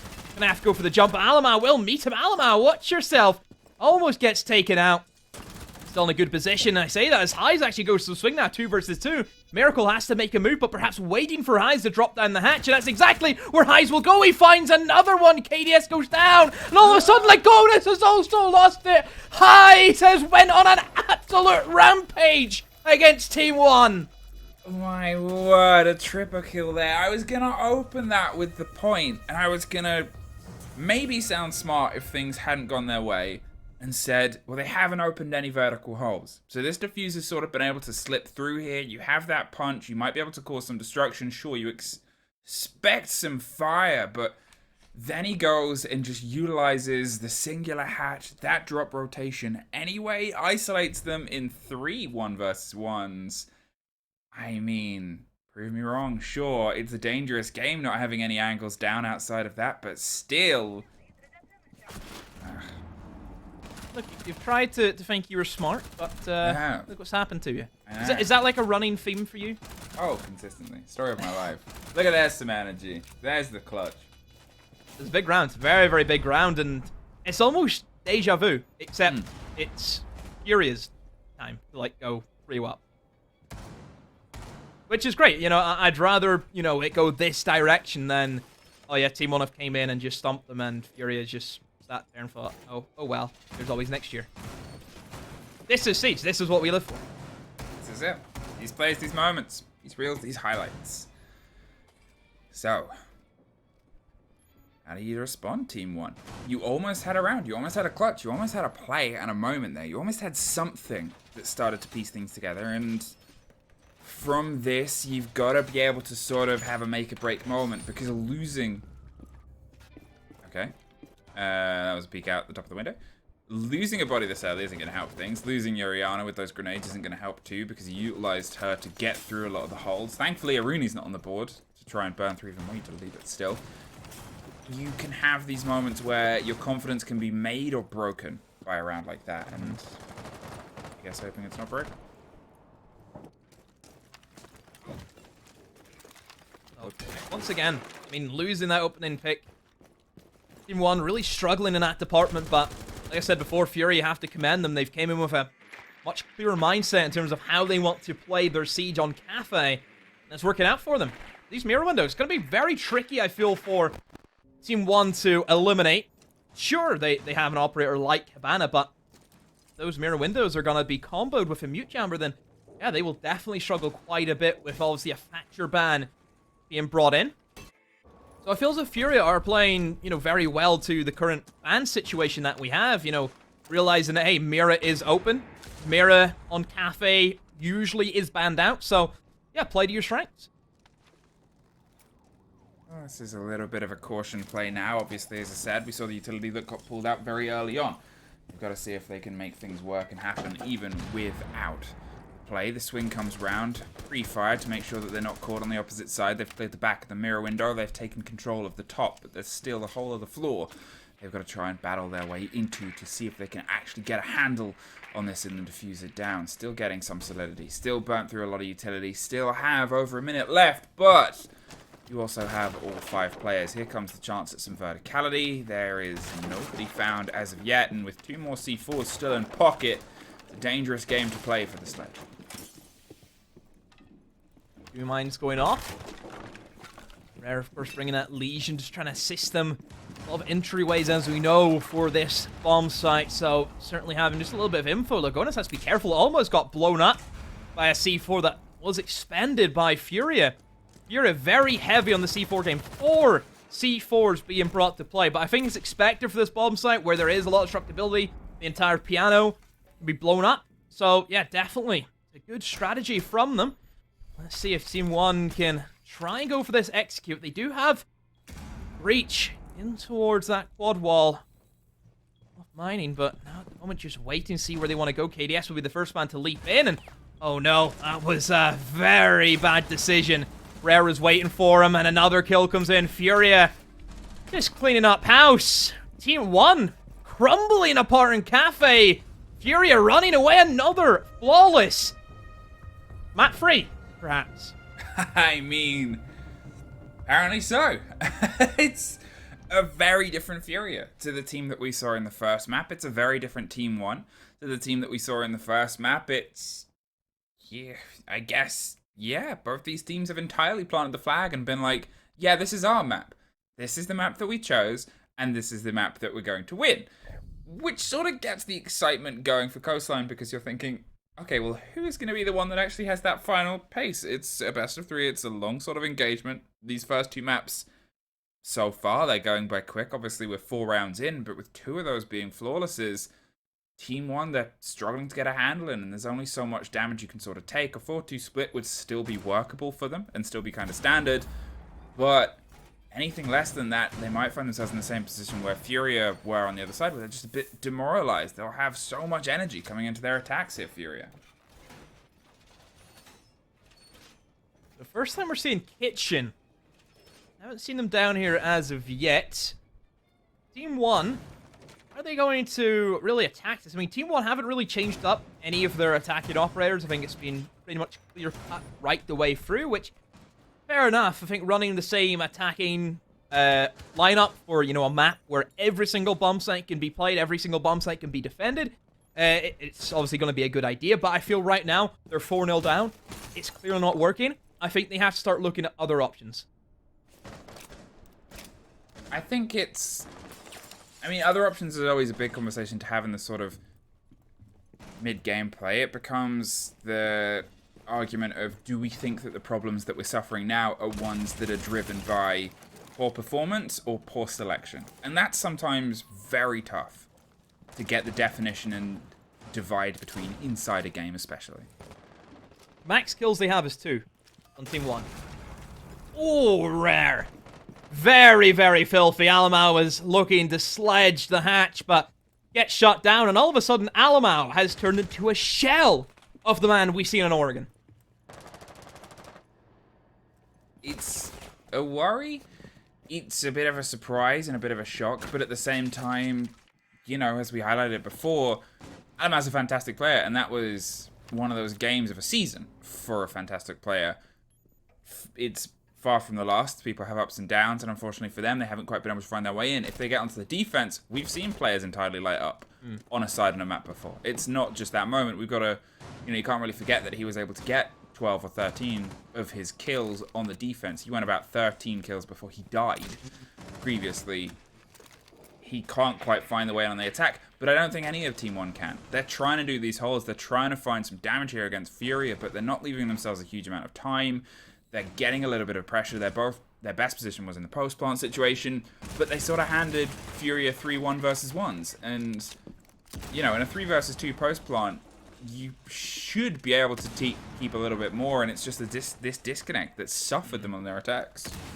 Yeah, almost as if Team 1 they've kind of taken the curse that what Furia were really struggling with whenever they were in Oregon. So, yeah, it's a complete flip. I mean, Rare has just been running around the place, just causing issues after issues. You know, he's upstairs in white, now he is looking to swing up red. Where's he gonna go now? Maybe up gold? I have no idea. Furia have full map control. They can run around whatever they want to do. They're in no position to worry whatsoever. All the pressure is on Team 1. They have 35 seconds. They still have not found their first kill in this round. They're at a 45 disadvantage. They have nothing open. They finally got a mirror window popped. But at what cost? 2 minutes 30 are already gone. 2 minutes 30. They obviously lost that opening body. They're trying to find their way in here, but Mute jammer. Oh. It's the mute jammer. The C4 is shot out just by Lagonis. They're aware that there's a body behind there, but it's going to buy more time. Lender swings around the side. They have to drive their way up through prep here. The spray comes over the corner and around the side. Neskin kills Lagonis. In and amongst the chaos that came through, Furia get themselves their 5th round in a row. Just too slow from Team 1. If Team 1 don't have that opening pick, they stumble and they trip over each other to no extent. They've literally just TK'd each other. That is just proving the point. Furia just outclassing them in every develop. I mean, I don't even think Furia has been pushed that hard by Team 1 in these rounds. Like we said, Furia have just kind of sat in sight and waited for them. Yeah, they haven't needed to extend. They haven't needed to stress themselves. I think that round, the 2-3-3 clutch that came in from FURIA, was a game changer for them. Said it. Since that round, they have looked so good. Yeah. It's a confidence maker or a breaker. It sucked the life out of Team 1. Yeah. In a situation that you're not expected to win, in a game that's already sort of going one way, it will make or break you. It will define your half. And it might not define the whole game, but it often defines your half in that if you can't find the energy to bite back from what was a certainty in some people's books, it eats at you. It eats at you more than a loss does. But in the case of being able to pull back that, if you have a little spark and suddenly you find a firelighter, you become a blaze. You become this sort of roaring energy. And that's what we've seen here from FURIA. They've been able to entirely light up since then. And a 6-0 half doesn't look unlikely.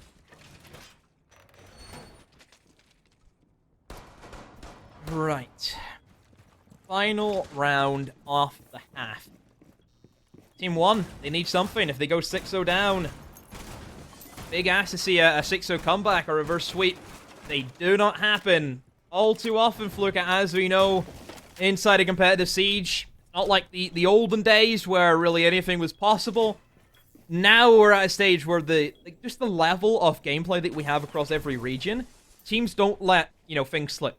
It's very rare we see chokes these days. Long were the days of Canadian chokes. They're ancient history at this stage. Yeah, they're documented in the annals of siege history, sure, but it's dusty. It's a little bit dusty now. Mm-hmm. Hasn't been one added in quite a while. Well, now you've said it. It's not gonna happen. Let's be real. Come on. Unless... Okay. No, let's not go there. Hey, there's that corner I talked about, being a sort of defining factor of the old meta. If that was the old meta, there would have been another 6 projectiles thrown that way before that shield could have been destroyed. But it's not. We are in the modern game, and Miracle is the man that's trying to cause some modern miracles. KDS suffers more out of the engagement, but is able to survive. That is a pretty big moment for them. The concern, though, is the awareness that there's a body underneath. Playing inside train with a C4. That means anyone that sort of starts to try and get the approach in here is going to be in a dangerous bit. They have to pay attention to that body, as they are. Lagonis is trying to force them further and further away so they can get a clean entrance. Yeah, Team 1 looking to go in for that train museum and in towards the dining for their plant position. They were here the last time and they actually decided to rotate away and move for much more of a read and take. This was the round where they lost that 2 versus 3. They start off good, Nick. Managed to get that first kill onto a very important player. Miracle has been a standout player so far. The aggressive nature that he's been able to get has been very, very strong. So, yeah, getting him gone early is going to be a good thing for Team 1. Let's see if they can capitalize on it. 50 seconds to go, plenty of time as they begin their breaching in towards that dining room. Now, steadily, they've been able to clear some of that pocket of space that they wanted. As I said, they forced away the C4 so they could try and get more of the vertical control across the top and force the bodies down the side of the staircase on the back line here. They have 30 seconds. I think they have the library wall open here too, and they're putting their attention and focus onto the door. That grenade is the pickup by the SMG. Alamau drives himself all the way through, tries to find one more, but is buying space. Most importantly, for this defuse to go down. Levy gets one on the backside. It's Neskin for a spray around the corner and highs. Well, pulled off big clutches before. This one would have to be the ace, and you have less 10-second periods and pockets to do it. Then you have players to get through. They're well aware of where you are. 30 seconds. You've set yourself up with a 5-1 half here. That's still very good. They have one lifeline. Can Team 1 stick some sort of exceptional landing here? 5-1. Team 1 need to have a very big half. 6-0 would have been, dare I say, impossible. From a Kafe, I think you're 6-0 up in Kafe. All momentum is sucked out of the opposing team. It's a lot of pressure. 5-1s, though, I've seen them being done in the past, especially a map like Kafe. I mean, it does offer itself well to defenders, sure.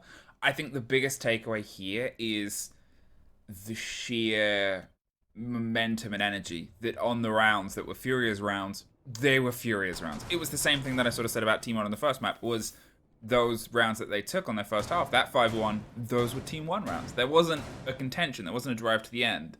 So what Team 1 have to sort of do now is really redefine a play. They have to really... The difference that we saw between FURIA from Map 1 and Map 2, they have to now have for them between half 1 and half 2.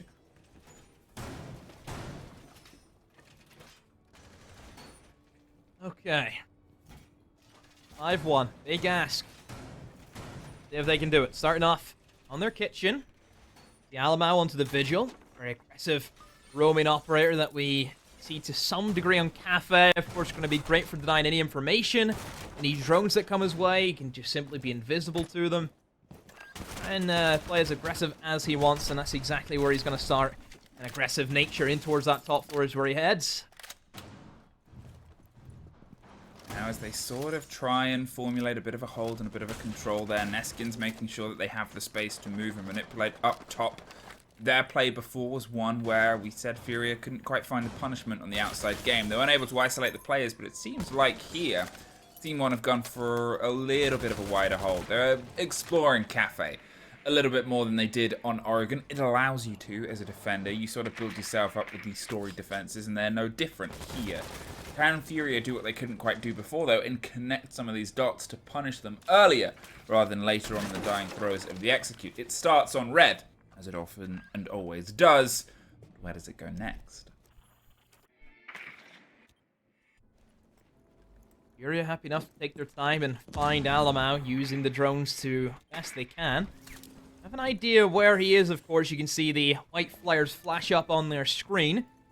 Don't know the exact location, which is the scary thing. If you're trying to hunt a Vigil, you may know where he is, but you don't know exactly where he is. Oh, FURIA managed to scare him away from the top floor, and they will now maneuver their way down towards the second floor, and that too has also been gifted to them. All of Team 1 on the bottom floor now. This is where they can get in, utilize the destructibility that Lenda can have. Of course, that sledgehammer, very famous for redecorating that kitchen ceiling. Trying to push everyone out of the bomb sites. The one thing about this bomb site is, I feel as if a lot of teams now, they have to kind of defend the bomb site without being in it, just because destructibility is so strong at the moment. Oh, yeah. You have to have a bit of a long arm. You have to have a little bit of a stretch.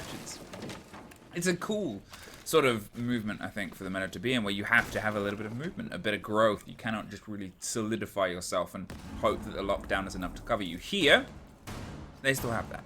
Towards the bottom of the brown stairs, they've made sure that they have that body there in a position to get into a firefight if they need to. They otherwise have some eyes towards Small Bake as well, and I guess it's weighing things up and finding the first as Fantasy drives their way in to the bakery. They're looking down the long red corridor now to see if they can find the second, and they just about do. Dropped on the far end. KDS caught in the middle of a rotate. Everything is starting to pop open now.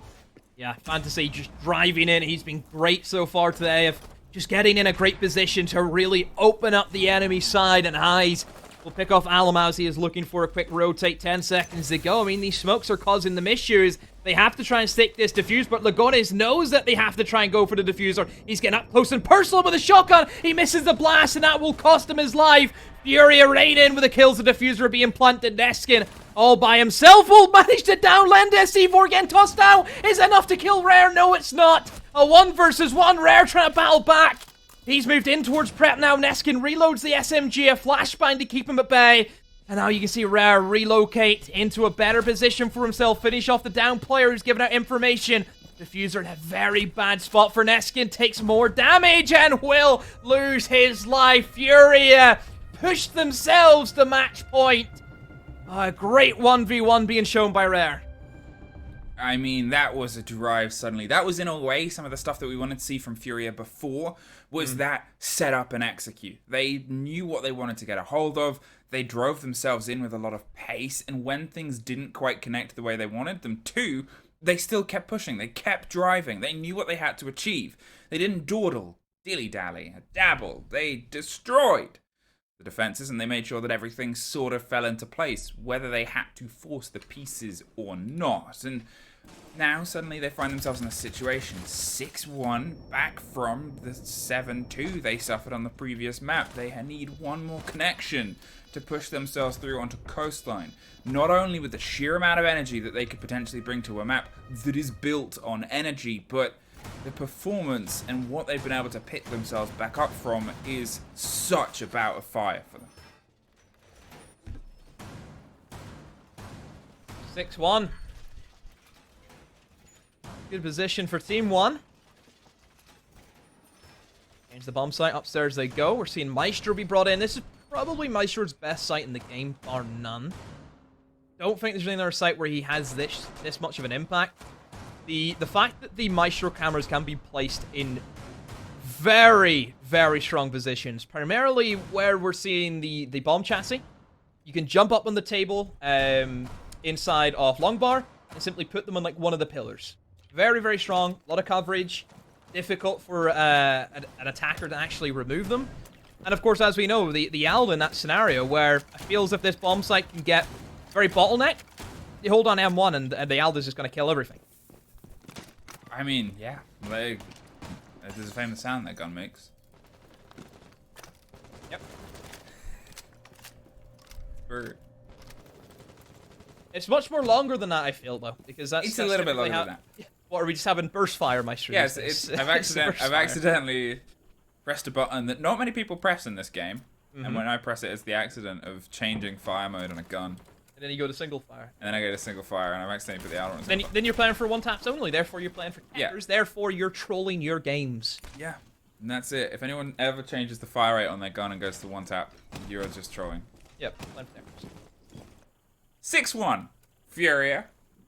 This is yours to lock up and lock out, and Team 1 have to have an entirely exceptional run here. They had one lifeline, and they've lost it on their opening defense. Their first hold didn't quite hold steady. It came down to a 1 versus 1, or a 1 versus 2 even, and the post-plant situation, the clutch and the intel that they had meant that it was a very tough retaken situation. And here, I guess they're seeing if they can hold off and hold firm. The burn of those underneath was pretty well played there. It puts KDS in a tricky situation. The shield drops too, knows he can't quite hold that, has a bit of a dabble and a dance behind the reinforcements, otherwise put up in the bathroom, but with those ADSs popping back into life, just pulls back, lets them have a little bit of grounded territory. Ability being utilized by Furia to eliminate some key position. You see the Maestro cameras, like I said, very strong, has a lot of information, but equally very difficult for the attackers, as we see, trying to eliminate them, utilizing Gon 6s, and Miracle, he knows there's a man there, but just not finding the angle. Lagones, do not move, because if he moves in the wrong position, he will be picked off. And talking about picks, Alamau is the first one to fall once again. Alamau went from 19-2 to 2-7 this map. That could have been potentially his final round, as a 45 and Fury are geared up, ready for this execute. Yeah, now though, if we're going to talk about people that have been able to drive themselves successfully, Rare on a 10-3 is having the birthday they probably wanted to open up the day with. Here, the pressure's coming across Cigar from the opposite side. It's from underneath that Miracle gets the take there. There's not many places Team 1 are comfortable to sit in. The spray and the drop shot from Fantasy gets one more. It's a 4 versus nobody. And Furia lock in map 2. Furia, complete change from the last map that we seen them in Oregon. Furia, very, very dominant. Dare I say, looked a lot better than what Team 1 did in Oregon. I don't think that there's a question about that. I think that what they did there was fantastically tied together as a team. The Oregon performance that we saw from Team 1 was good, but it was built behind a player that went 19-2 or 3 or whatever ludicrous number it was by the end. That was a Furia team game. That was all of them contributing, all of them putting their way in. Yeah, Furia coming into this map, they had lost to Team 1 previously on it, so there was a little bit of worry thinking, oh, they went to a map that Team 1 have Bessie on before, but no, they changed up their pace, they changed up everything. I think they still had that kind of passive nature, but there were times where their aggression really paid off for them, and Team 1 have shown us that if they don't have things going their way, they crumble. And that's it, and that's one of those worries when you're looking at I suppose, the sort of maps where we're playing ourselves as a stretch. I said that the heavy tactical defender maps like Club and Lap Villa were going to be a problem. Here we've seen it on Kafe, which is a very technical map. But next we have Coastline, which cannot be technical sometimes. Well, we'll get there in a second. First, let's find Riley. Where's Riley gone? Element right here, and really just trying to figure out exactly what happened there. We saw a completely different Furia demo. I don't know. I don't know if they went backstage, had a bit of a pep talk. Michael Jordan brought out, Michael's special stuff, and they passed that around, and all of a sudden they're off firing on all cylinders. But it was a completely unrecognizable performance from a team that really failed in the first map. A night and day difference. It really was, and it is confusing for a team to get beaten pretty heavily in Oregon, and we're sitting there praising Team One. Alamau firing all cylinders. How do you stop this, man? Furia have showed us that they stopped them quite frequently. I think Alamau maybe a little bit of overconfidence. We looked at him. Very, very bad scoreline from him. 2-7. A lot of opening deaths to go onto that. So, yeah, the things that Team One had going for them in Oregon, they're gone now. Maybe the wax on those wings started to kind of melt here for our modern-day Icarus, and Alamau kind of come crashing down to the ground there. What was it that made the difference, Fluke? Are we talking about the map playing a pivotal role in did Furia prepare for Kafe in a way that we weren't expecting? And what are the implications for this massive turnaround as we head to map 3? I think it was definitely a game that we hadn't seen from them. We sort of said that we wanted to see a Kafe that was new. They hadn't played it a huge amount. It hadn't been successful a huge amount, but it was potentially a bit of a weak spot for Team One as well. And they took a gamble on the weakness of Team One on Kafe versus our strengths. They're very strong. They've obviously workshopped their Kafe quite a lot. Coastline, it brings the curiosities with it is, those big players that couldn't quite find their way from Team One before, they have to show up, because that isn't a game where you can sort of build behind just a single player going massive. It's too quick. It's paper thin, Coast, and every single player needs to sort of find their way into these games.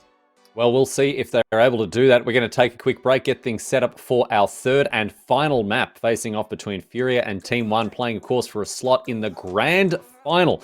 And you're going to be able to watch it live, my friends. Stick around. We'll be back very shortly with our last map of this first semi-final. Don't miss it. We'll see you back here soon.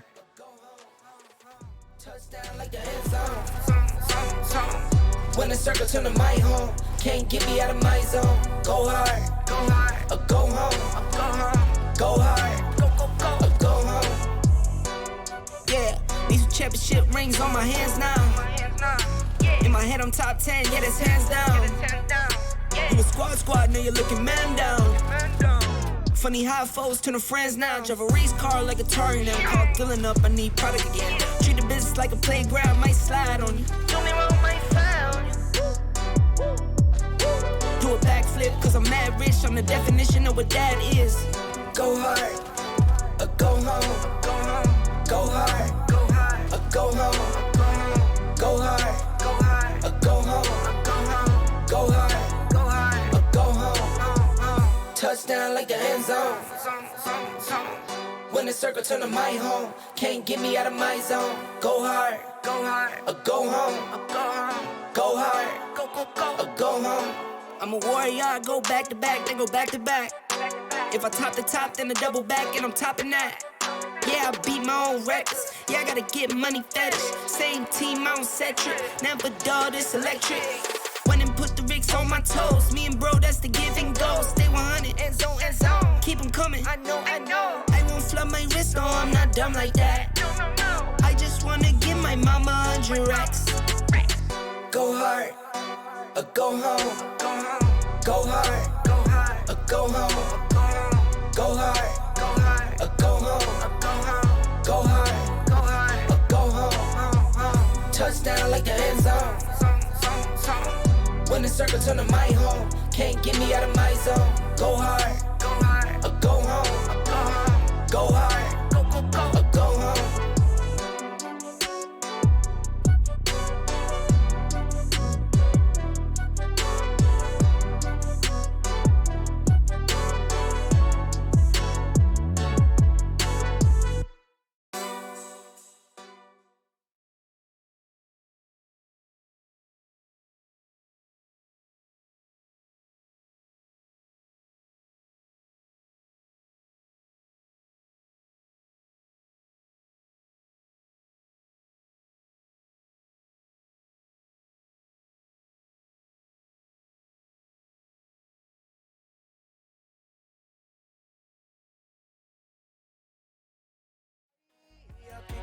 competencia ya no hay. Nadie se compara a tu style. Por eso andamos falla, por eso andamos.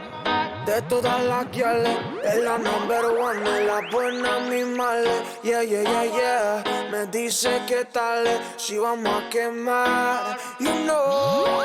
Pero vaya, gente que no le gusta que no sea normal, mala. Estamos en la buena, pero con ellos en la mala. Solo tenemos una vida, hay que gozarla, bebé. Hay que gozarla, bebé. Ella es una fila, una mujer entera. Tiene su respeto, ella es la mera mera. Es de la plaza, esa es su casa. Pero mira cómo mueven las masas. Ella es una águila, una mujer entera. Tiene su respeto, ella es la mera mera. Es de la plaza, esa es su casa. Pero mira cómo mueven las masas. La patrona la designa. Pero mira cómo vaina, girl. La patrona la designa. Pero mira cómo vaina, girl. Es lo que te llevases. Ay, aquí competencia ya no hay. Nadie se compara a tu style. Por eso andamos falla, por eso andamos. Vamos a bailar toda la noche hasta las 12. Vamos a vivir la hippie life, vivimos del roce. Aquí todo es natural, no me cambio mi pose. Y estamos a los J corté porque no me conoce. Tranquila hasta el fin. Aquí estamos flopes, nunca floplay. Sé que somos happy porque estamos buen. Tú siendo mi Django sería tu Jim. Ella es una fila, una mujer entera. Tiene su respeto, ella es la mera mera. Es de la plaza, esa es su casa. Pero mira cómo mueven las masas. Ella es una águila, una mujer entera. Tiene su respeto, ella es la mera mera. Es de la plaza, esa es su casa. Pero mira cómo mueven las masas.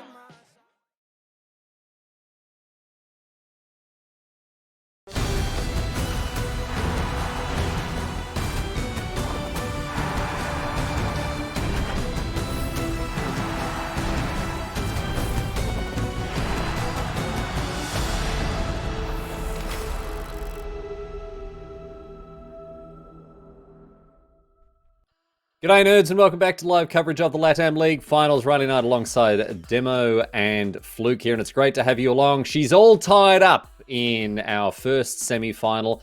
We saw game number one, map number one, go the way of Team One in very convincing circumstances, but then FURIA, they banged it down, flipped it, and reversed it for the second map, and now Demo, a very close match of Siege on our hands as we head to Coastline.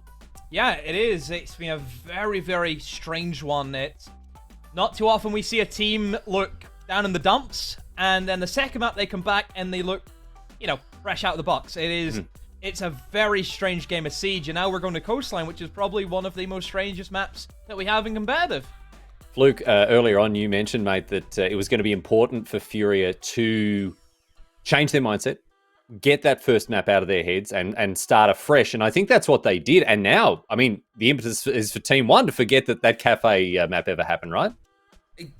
Yeah, you couldn't have had a bigger sort of reset. You can have a bigger sort of turnaround with the fortunes of these two teams. We saw an entirely different face from the entirety of FURIA in that sort of second map. And I think that's the big tell here is what they sort of brought and what they showed up was an entirely different dynamic as a team. We couldn't get a taste of Team One trying to bite their way in. So Team One have to try and, again, step it back in. All right, well, let's see who can get it done here in our third and final map of this first semi-final. We're going to head down to Coastline for the decider. Let's get underway. Your casters, Demo and Fluke. Let's get down to some literal. Sorry, I don't speak English. This is, you don't remember that from OGA? Is it bad if I don't?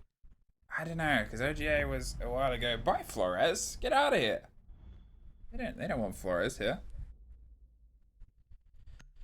Coastline. So yeah, this is usually one of our more aggressive gun fight maps where very little strategies will go into it. Flores being banned out, I think, makes a lot of sense. I made the point yesterday where Flores, of course, going to be great for the utility information that you can get, but also the fact that he can clear people from one position to another is a great thing for a map like Coastline. Coastline, for me, is a very claustrophobic map. Oh, entirely. It's so thin. It's the main sort of description that I give to it, is it's paper thin. The sort of breach and the break from outside the map, not far from your spawn, to on a site, there's one wall. There's not a huge amount that you have to sort of physically try and get your pass through. At the same time, if you're looking at what the backline of that wall is, it's not got an entire building behind it. It's got, at best, 2 rooms before you then have this core opening in the middle where the attackers can sort of set themselves up. It's not a deep map. And with Valk on the board, she was the one I was sort of looking at potentially banned. Instead, they've gone with the Echo, which, okay. You're going to see Valk and Lion potentially every single round.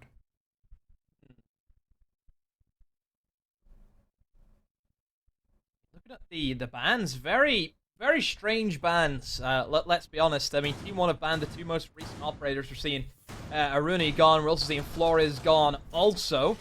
And we're seeing Habana Echo, both of our Year 1 Season 4 operators gone, both the Japanese ones. Habana, I think, makes a lot of sense. This is a map that you don't need Hard Breach. And you're probably thinking, oh, well, why have you said Habana is quite a good ban if Hard Breach doesn't matter? Whenever we see a team take Hard Breach, it always is going to be Habana. So you're just limiting the teams even more, and you're almost kind of forcing teams to have to play with no Hard Breach.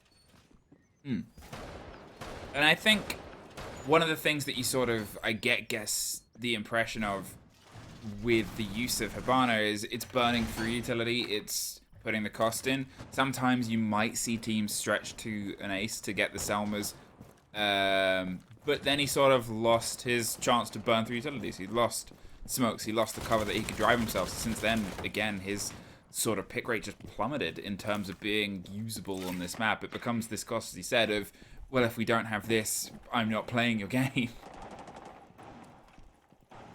So, FURIA, straight in. Utilizing Iana, which is a big operator for this map. It's very rare that we would not see an Iana on Coastline. Great for the information. The nades we see utilized quite a lot also on this map. Like I said, claustrophobic. A lot of areas you can try and clear people out of, and you can also do that from below. We see plenty of vertical play utilizing that also. One thing that I also want to try and highlight is actually the information I think Team 1 have stepped themselves up with quite nicely with the addition of Valkyrie. I know that you added on saying this is going to be a great map for information for those kind of operators. With Team 1, maybe that was something that they were lacking a little bit on Kafe, was actually their information game. Yeah, I think that it was something that I sort of highlighted on the early game as well in Oregon, that even though they were so successful, they didn't massively dedicate themselves to trying to control the space. They sort of went in on their intel, and then that was their intel. They didn't massively look towards the width and the side and the slice of things. And here they have some more that they can stretch themselves to. They're sort of constructing, but I think the real tell of that will be on their attacks, whether to see if they give themselves more of a focus to the roam that FURIA do like to extend themselves on maps.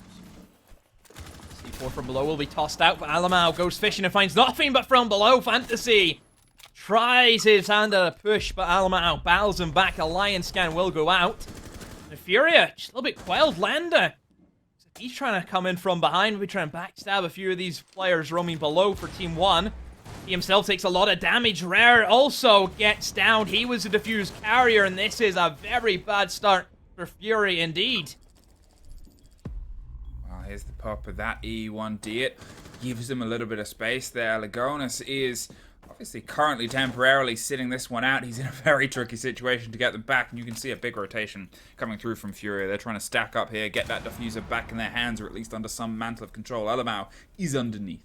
No C4 in pocket, but they still have the angles, and well, there's the grenade that finally locks off Lagonis. He wasn't really catchable there anyway. It would have been far too dangerous a mission to get him, and the way he'd have to crawl around would be one that would definitely pass him via the guns. 20 seconds though, and Lenders just dug their way through. Levy has the lockdown. Highs gets the kill on the entrance though. They're able to try and slip some mantle of control over the top. But 13 seconds, they've got to do much more than just get that opener in the room. They've got to see if they can find their way through onto the lounge. The spray from Neskin on the backside as Lion goes for an adventure, but Alamau says no further. Team 1 get their first round in what feels like quite a long time. Yeah, it has definitely been a while since we've seen Team 1 winning those rounds convincingly. That was a good start for them. Yeah, Alama, we have to highlight. Going below, finding that opening pick, which is a big thing. It then applies a lot of pressure to FURIA. Sure, FURIA may not be exactly pushing from below. Of course, the bomb site is above. But then you have that element of, hey, we could get C4 from below. And then that means that you have to rotate more players to try and challenge downstairs. And that's just going to waste even more time, more utility, and you'll probably lose people, which is exactly what happened to them. Well, it was... I mean, the spray was there over the cover of the door. It was a standard first hold. It was the space that they sort of like to play in a lot of teams. They like to have that handle, that hold, that energy around that site and that push as well. We're going to see, I guess, a true test of what FURIA can build on other sites. They lost an early body. We commented very early on in Oregon that losing that early body might have affected their sort of decision making. They tried a couple of different operators and rolled things around, and you want them to sort of push through that. You don't want the caution. They've proven that to themselves on the previous map, but you also don't want Team 1 to build energy.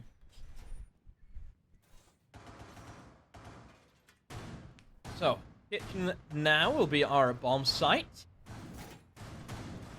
This would be, upstairs hold. We're seeing the deployable shield in 90, which has been something that we see quite a lot of teams do. Usually Mira is a good pick if she's open to trying to hold upstairs. If you're going for this strategy, you can place down the Mira windows inside the theater, looking into bedroom, and just kind of locks down that even more so. Mira is open, but Team 1 not opting for her this time around. They're going to try and hold a little bit more...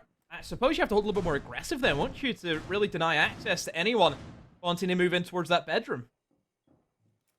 Heavy's waiting for somebody to drift round onto the door of the bar to say, well, I'm not serving you. But hasn't had that happen as of yet, as the caution comes out elsewhere. KDS is the first to knock Miracle off the board, playing in and around Hall of Fame as they slither and slide their way out, and they're able to actually get back to the relative safety of the cover of Neskin. In fact, they double down. All the way back around to 90. They've got on a bit of a ring around the rosies, and they're reset up behind the Goya shield on a very instrumental corner. Team 1. Playing around towards that top floor. Neskin happy enough to hold on to these angles, and there's a C4 for Levy. Team 1.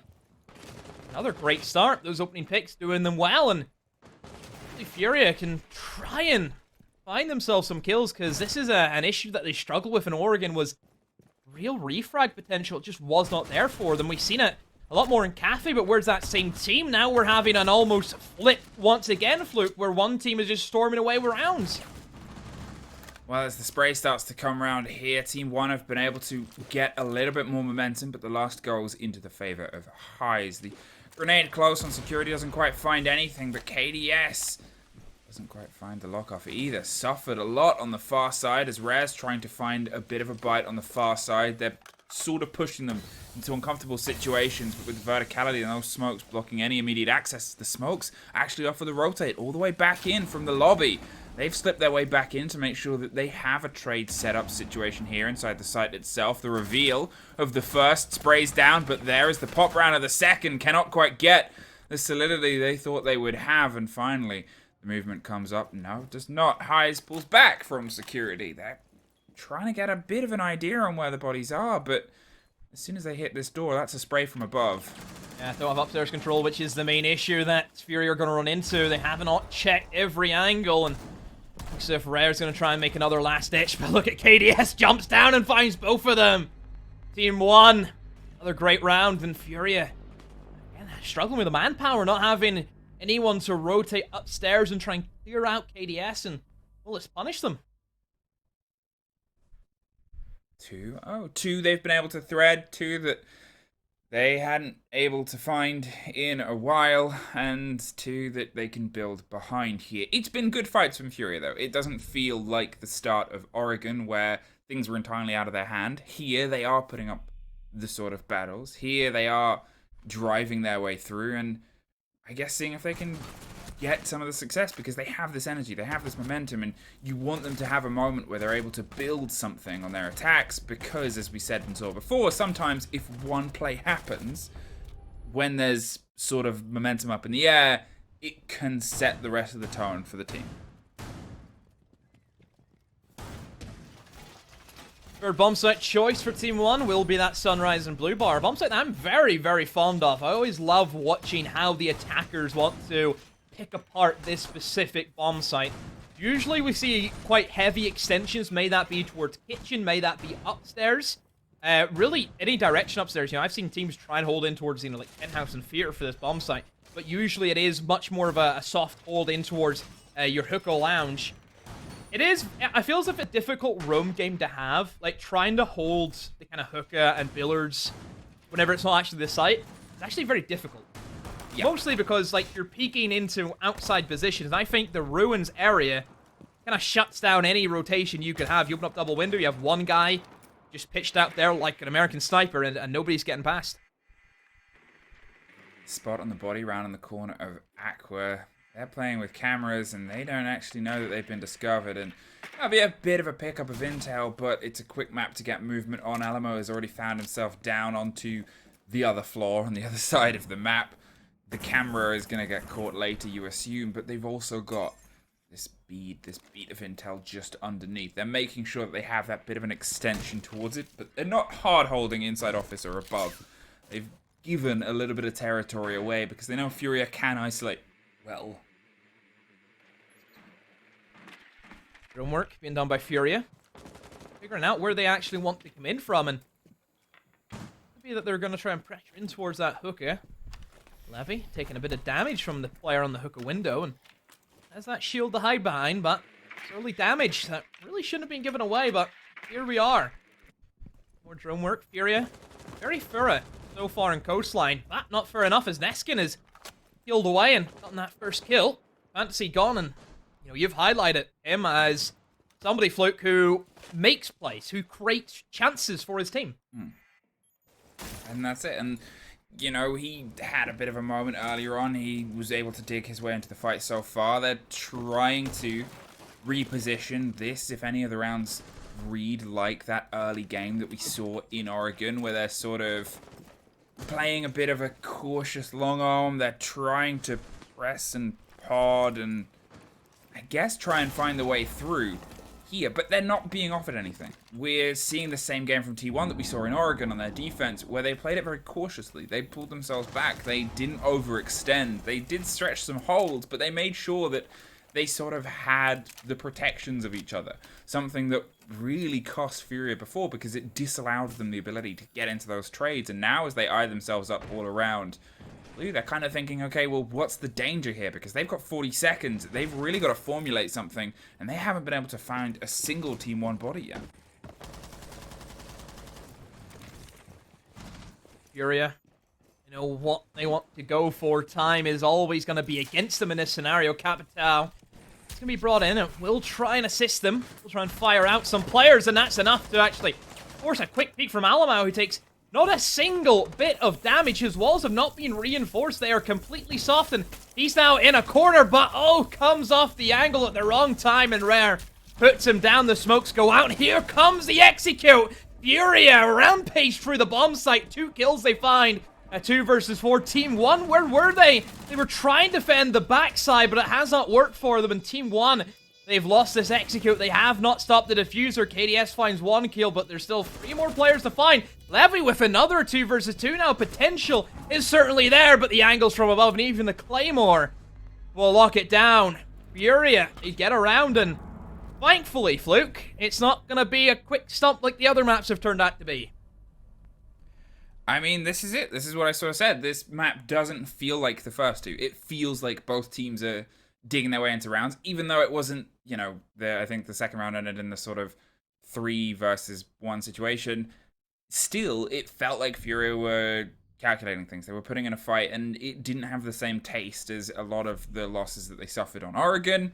That round, to be honest, to me, as I said, it started to feel a little bit like Oregon. There was that moment of like, okay, they've lost a body, and now they're doing this and this, and they sort of just strong-armed their way through on the take there, and I think they were rewarded for it, but that's good for them. That gives them that bout of energy, that sort of burst to break up Team 1's rotation. They're not able to thread so many rounds in a row. They've set themselves up. It's a good map for attackers. It's always something that you got to take into consideration. But what FURIA do next, what FURIA do now, they've had a success story, is going to be the tell of the rest of this.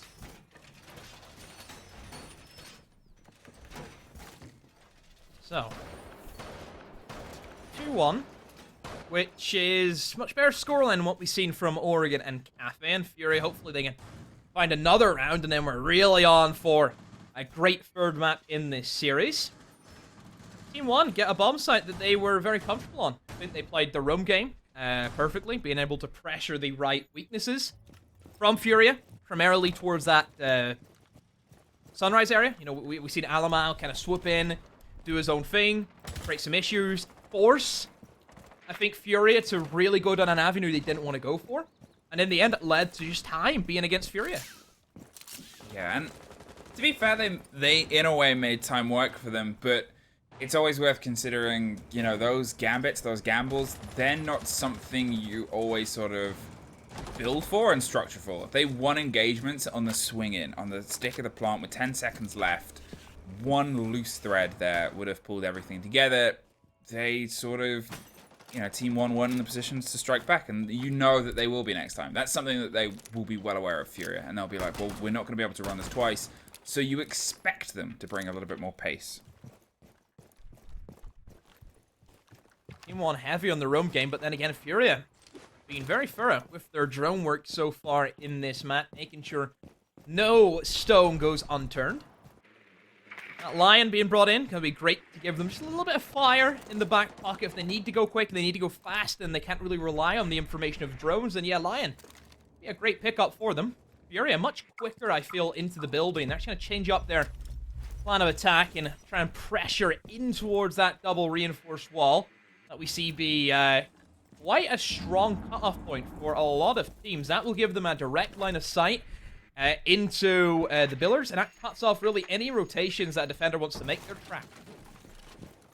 And as I sort of said before, obviously bringing the Selmas, bringing the Ace, it is an option, but it limits the rest of the game you can play when you don't have the pocket utility to be able to burn through some of the control of those ADSs and those discs. Things can get a little bit sticky and a little bit awkward here.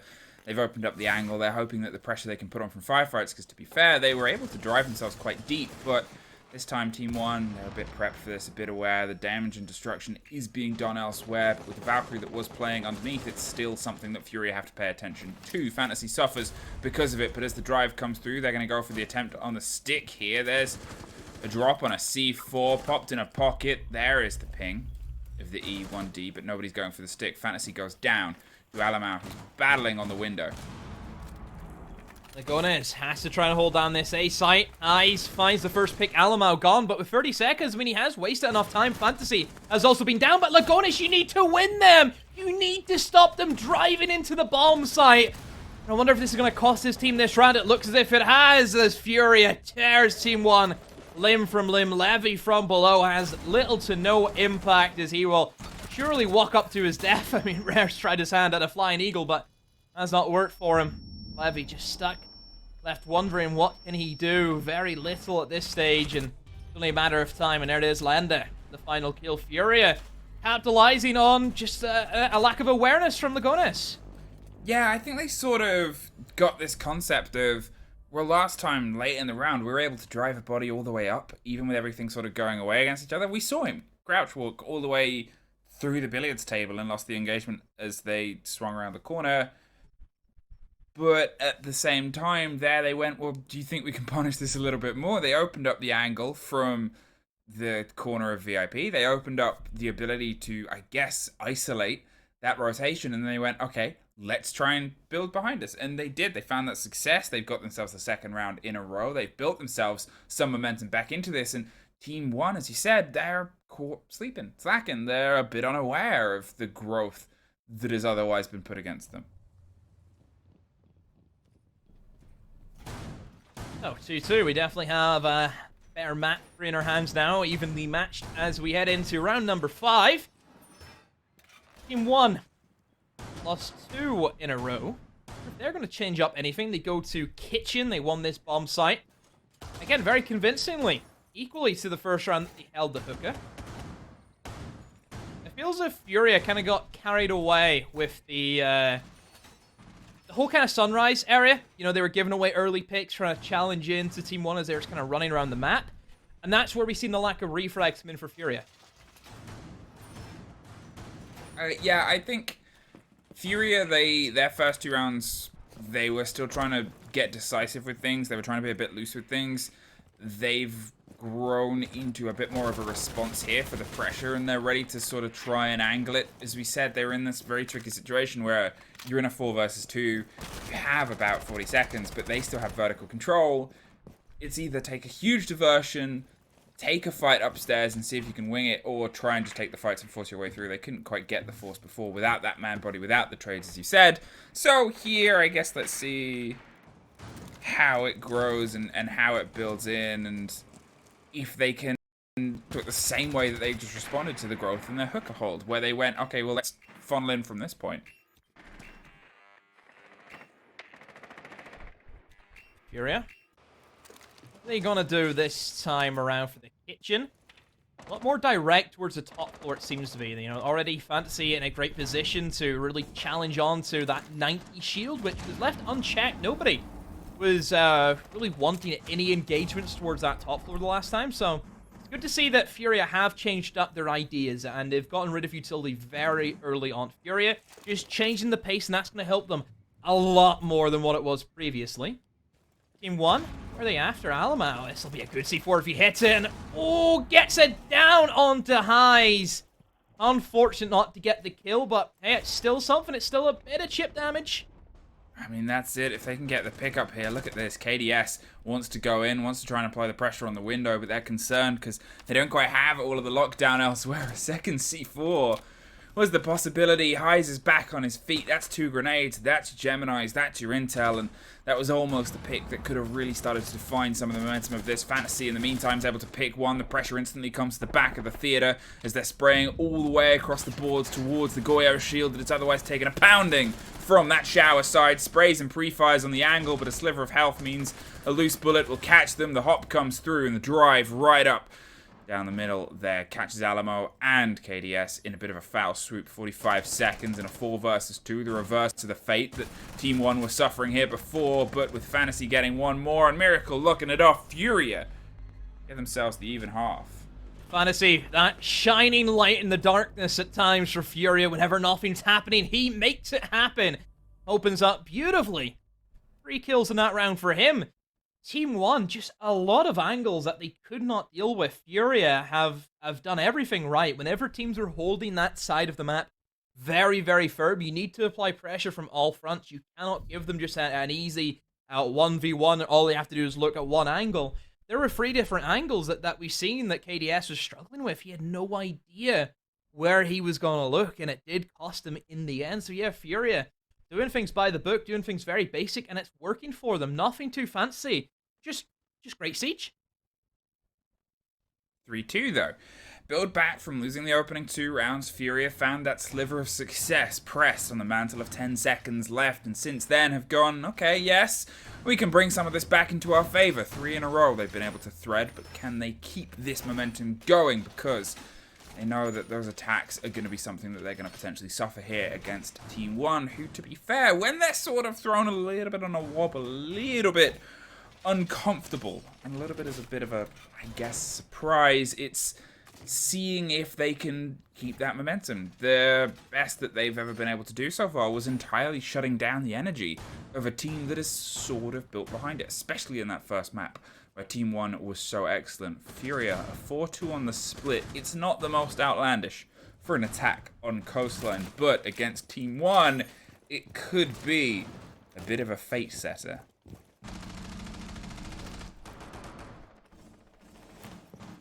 FURIA. Kafe come in again, which worked for them, I think, quite well whenever they were attacking their sunrise the last time. We'll see if it's going to pay off for them this time around. I was worried for FURIA at times whenever they attacked the blue bar. Just a little bit too slow, but as we've seen in the past couple of rounds, their pace have definitely picked up quite a bit, so if FURIA can finish off a clean half 4-2 would be a good half for them. Whenever we're dealing with coastline, it's what we expect from attackers these days.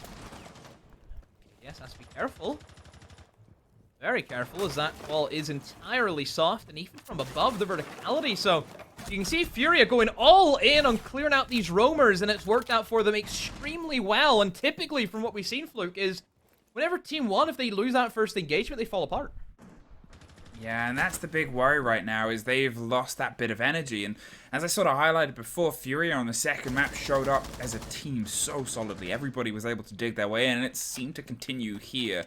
Sure, you're having a little bit of a swing into the favor of Rare, who was, I believe, the top performer on the middle map as well, but it's still that moment. It's still that sort of coordination of, okay, well, we have this hold, we have this bout of pressure, can we build behind it? Furia scanning out, finding positions that hopefully they will relay over to Rare. Looks at Furia, they've actually changed up their game plan. Typically, Sauna is a much easier push for a lot of teams, and it's just very clear cut. You open up the soft walls into Sauna, and then you have a great position where you can plant right behind the bomb chassis, and it takes, quite a lot for teams to really clear you from that position. And oh, here comes Fantasy again, leading the charge. Lenda responds though with a double kill, but still the man advantage is in favor of Fury. You can see Miracle now running in deep with that diffuser. Neskin above, trying to deny access, but he's doing very little, it appears to be. Alama, a lot of pressure on him, fires at a C4. Diffuser will be going down successfully from Miracle. Never mind, Neskin from above has found an angle. Finally, it pays off for him. Alamau tiptoeing his way across the bomb site, finding any chance he can, sees the man vault over, and now he has a diffuser, a great relocation from himself now. He's in office, they don't know where he's went, and Neskin is still gonna be a threat. He's creeping down blue. Furia, how have they let this one slip? They had such a great lead, and all of a sudden they're clawing, they're scrambling like a bunch of headless chickens trying to find this diffuser. Rare even uses the smoke. He picks it up again. Alamau has relocated again. What a rotation from Alamau. He has sent them twofold and another swing. Wow, Team 1 hanging on for dear life. It was such a great rotation. How he was able to slip away from the first engagement, the hop over, the moment, okay. Sometimes Lady Luck looks down and gives you a bit of a breath, and I think the rotation happening from the side of Furia out of courtyard at the same time as him deciding to try and dive past, if he'd have held the angle in a different manner, that would have been an easy pickup, but it wasn't. And from then, Alamau was able to gift himself and build himself new positions to strike more fear. Could have watched the diffuser from a closer angle, but realized, well, no. They'll expect that. They'll expect me to now be in this situation, this position. They'll expect the push from above as well. And we also saw a bit of a repositioning there. We saw, obviously, I think it was Neskin. He played and got the kill. He went over to Cool Vibes stairs to see if someone would try and flood their way up, assuming that they would just watch the diffuser from the angle that they cleared it on before. And it was just very, very well played from the pair of them. Here, though, is that a precious bit of momentum that's going to carry them over to the turn of the half. They've got to try and do what they could not do previously, which is find any success, really, on their attacks. Here we go now. Side switch, and I mean, Furia, I think they really needed that last round, because now Team 1, they get to go on the attack. One operator that has not been banned from Furia is the Ying, which we know Alamau is certainly a fan of, and I wonder if we'll see that operator come out to play. Starting off towards that top floor, in the mirror be brought, which was an operator that I brought up that has, I think great history on coastline, being a very, very strong operator. Usually banned out, and now we're seeing her played. Not that way. Go back. Go back. Fantasy drifts, pulls back away, and goes somewhere else. Doesn't want to get caught out entirely by the sprays. And that was just purely spraying through the door to see if they got lucky. They almost did. One of those bullets was a little bit further astray, or two of them connect to the head, and they're over. It's the grenade, though, that is that opening pick. KDS finds the first. They were pretty good with those explosives, with the fragmentations, and they're going to make sure that that continues here on the opener. Oh, Levy rips Fantasy a new one. 5 versus 3 in Team 1. This is where they get scary. They have that man advantage. Furia on the back foot now. They're allowing this to happen again. They're allowing Team 1 to control the gameplay. They're now trying that same aggression that they had on Kafe. And Team 1 are ready for it this time. Now they have this bout of caution, this blow and turn of an approach here. Eyes around the top. Just trying to give a bit of a stretch, a bit of an arm, and a bit of an angle towards anything that might be coming from. Cool vibes from Hall of Fame there. A bit concerned of this sort of steady collapse that's coming through as the walls start to pop on the opposite side. They have a bit of a stretch here. The pressure is all over the shop, and Highs is actually able to find the opener from it. E1D rains out. I'm not sure if that was the single body that was in Aqua, but if it was, that buys them a bit of space. Know that there is still one up there. There's one on the top of the Danger Donut. There's one trying to swing down the main long corridor too and playing around. There's a body that's gone underneath too. It is very spread out from Team 1 here. Team 1 actually losing this now. Miracle out of nowhere finds a double kill. And Team 1, where we thought it was going to be a shoe-in round for them, have lost it, but Miracle just runs in and gives himself up to Alamau. The last man standing is Highs, who now brings him to 1 versus 1. Alamau with a pistol. We've seen him do on Ella. Can he do it on Ella's sister? Can the Sophia ring true? Yes, he can! Alamau is back. He had a bit of a sleeper on Kafe, but Coastline, he's been reawoken.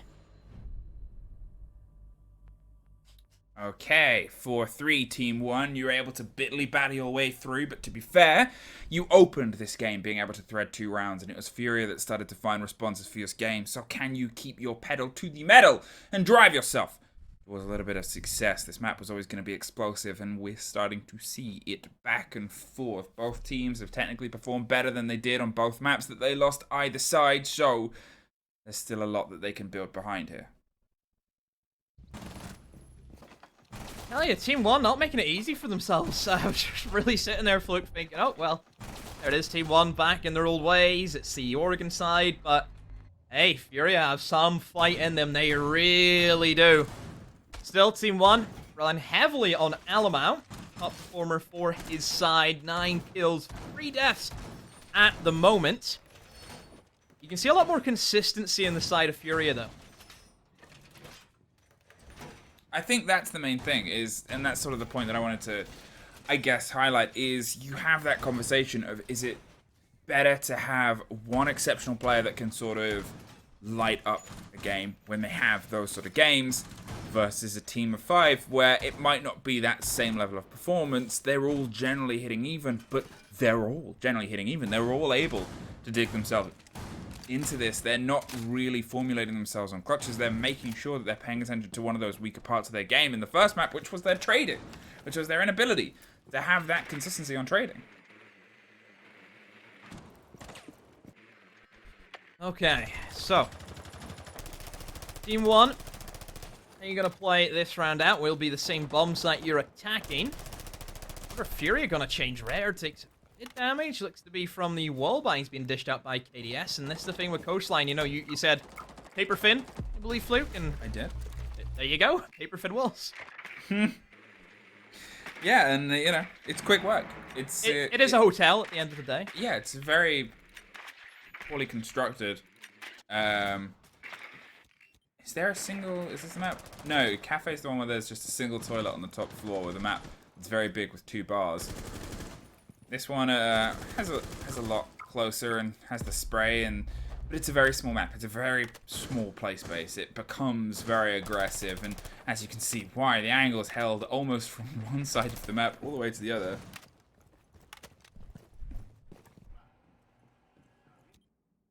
So, Furia, see 2 of them on the Valkyrie cameras, so really trying to get their money's worth of the information that you can gain. Valkyrie cameras and Coastline are a classic, but look at the information being gained by Team 1. They spot out Rare using their drone work. Rare himself has dropped back to go as aggressive and to rotate upstairs. So, Team 1 have managed to clear away anyone who may be playing below, so C4s is something that they don't have to worry about now, and they can start planning their attack ahead. Aquarium is going to be their option. So very typical, very basic. All they need to do is just make sure they have good control of that double window, and it should be a successful plan. Looking to try and bounce some of the damage in around the close corners, but they've otherwise kept themselves at arm's length for now. They're not going to lean entirely into the fight. A similar sort of split from Team 1, the extension underneath. They have the bodies towards Aqua. What they might not know about is this, the rotation of Rare round on the back side. He's steadily trying to make his way onto luggage to put a fight into the back of this double here. They're paying a bit of attention as the plant starts to come through. It's KDS that gets the open of the cover down, and luggage comes through. The bait of the C4 and the push round to see if they can put a little bit more punishment. FURIA is underneath, and Fantasy is able to get one there. The spray on the backside. Alamo upside down gets one more. 20 seconds. Team 1 offered themselves some chance to change things up. Another explosive. Lender, look where they've gone. Over and up and out of the room. Suddenly, it's just 3 players, 10 seconds left. Levy's underneath. Team 1 get another.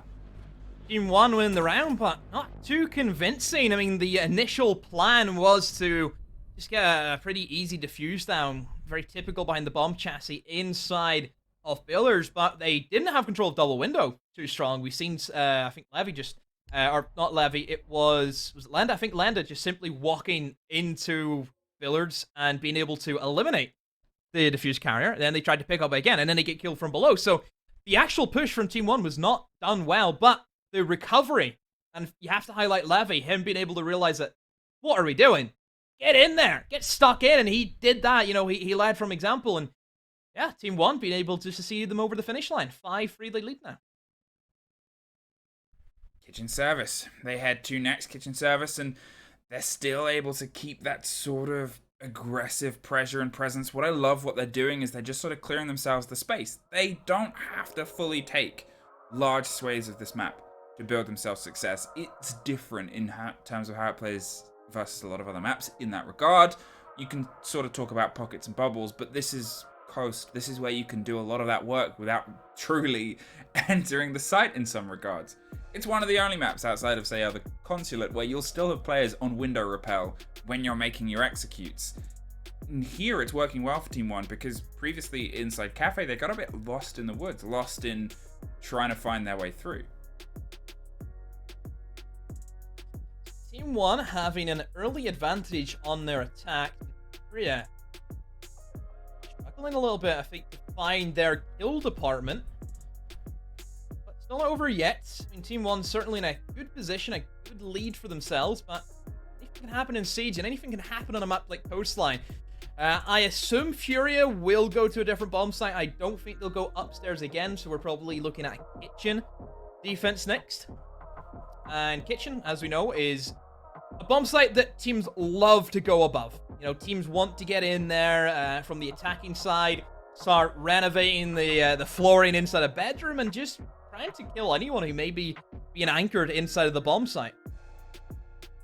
Yeah, and I think it becomes this kind of worry for them right now is they're trying to piece together how they can, I guess, respond to this aggression, respond to the way that they're being put apart here by Team 1, because they are having these quick responses, these quick moments. We saw, obviously, Lender go underneath as the Valk there and able to sort of get towards the default. We saw them go for a very deep dive, and they on the second floor as well when the first plant came round. They're baiting their utility well, but it's just, I guess, getting the connection of that and then the solidity just behind it, being ready for that instant response from Team 1 that has otherwise, as we sort of said, been their problem. With FURIA's gameplay at the minute is the consistency of those lockdowns, the consistency of those trades. It has been, again, a very weird series. You know, we've had one half go extremely dominant to one side, and the second half go extremely dominant to the other. This has been, obviously, the most closest map out of the other two that we've seen, so it is much more of an even playing field for both sides.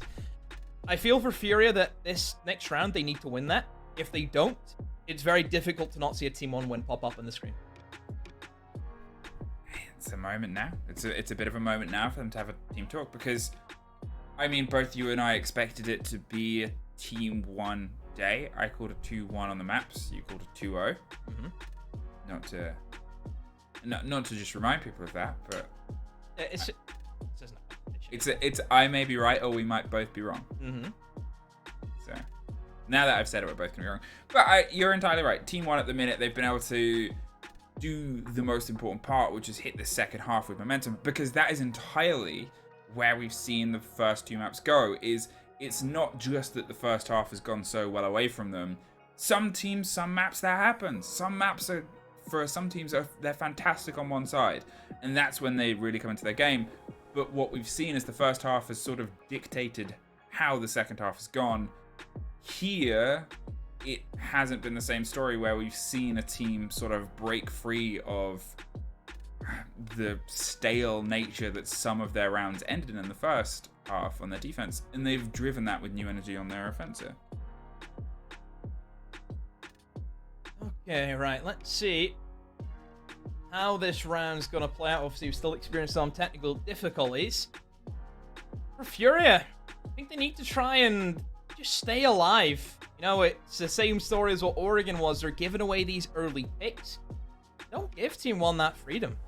Yeah, play the way they were playing in Kafe. You know, passive whenever they need it to be, but equally there were moments of greatness where they decided to go for a push and it was the correct call. You know, there were moments that we've seen Team 1 just completely collapse because something happened that caught them by surprise. Seems like no surprises coming out for FURIA. Everything they're doing is fairly predictable, and Team 1 are playing to that tune.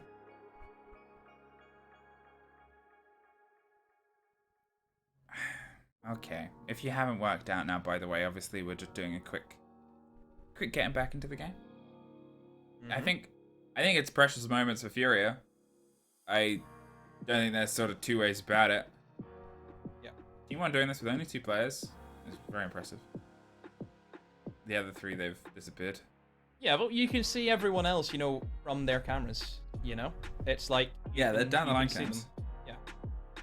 Like you've got one side and then the other side. So you know, we've got everyone. Kinda. Yeah. We have a nice sort of group photo. Mm-hmm. It's that energy.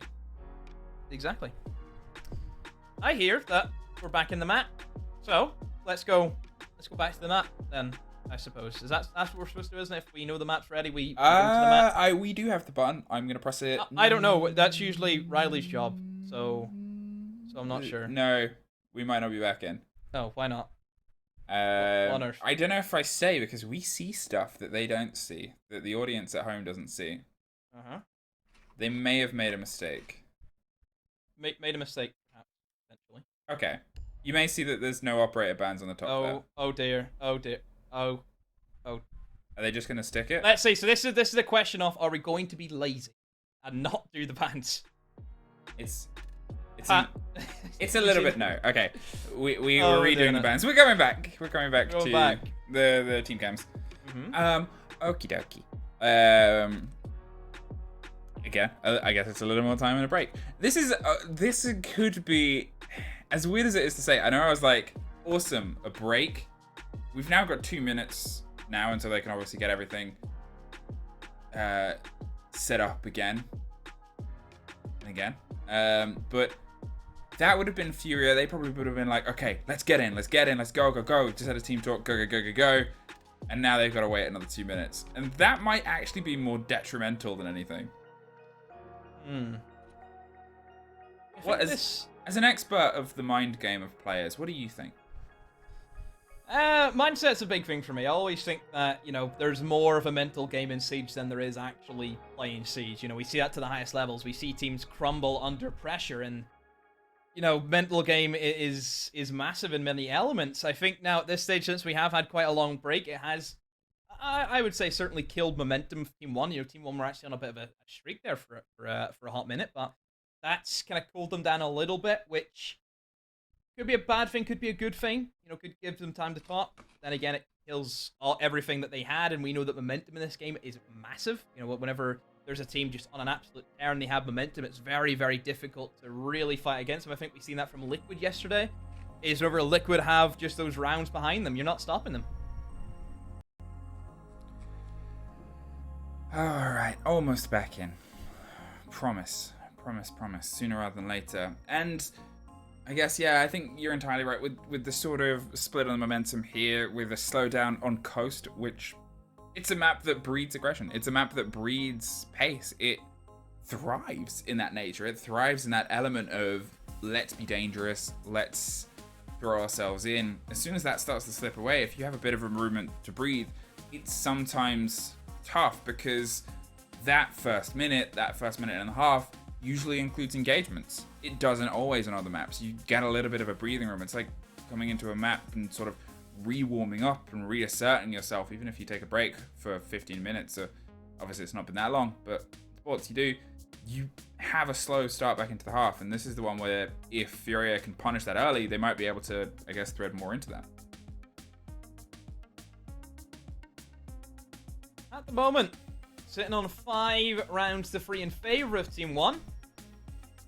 Two defenses not working out for Furia. Both times heading upstairs to the hook, and both times Team 1 being able to have a very early lead. And we have to come back to Team 1. They've been very, very good today at being able to get in and finding those first picks in coastline. I think it's more than just, you know, sort of finding the first, like, it's, they're clearing themselves a pocket to plant. They're playing around the execute. They're playing around the intention of the objective. And most importantly, they're giving themselves time for failure as well. They're trying to stick the diffuser 30 seconds left. Yeah. I mean, if you look at, you know, the kind of the bans that we've seen come in, we've seen Echo be banned out, which for me is a bit of a surprising one, I feel, in coastline. You know, I've kind of added to, it's a very claustrophobic map. Echo, as an operator, if you want to use his gadget, which is the yokai drones, you have to sit still in a corner on a drone. All it takes is one nade, and you're gone. So I have always thought that Echo on a map like Coastline, where it is very, you know, gun fiesta, not the best idea. I think much more on like slower maps where you do have some good positions, you can sit, you know, in a nice defendable area. You can't really, you know, spread a nade through to you. It's going to be a good ban there, but I don't know if I'm too hell-bent on an Echo ban. I definitely think there could have been better options. I think what we're always going to see is, or what we've, in a weird way, I think, seen primarily from this map as opposed to the first two, is these two have generally picked more similar lineups as each other than they did on the first two maps. First two maps, we saw explorations into Monty, we saw a lot of Flores from only one side, we saw those sort of decisions being made. But here on Coast, it's been a lot of the same vibe. It's been a lot of the same, you bring this, we'll bring this, two Lions, Valks, you name it. It's a lot more familiar for both these two teams. Okay. We're back in. Finally, we're back in. Get apologies for the delays, but it happens at Siege. I think we've all been there before, where we've went in and something wasn't right and you had to redo everything.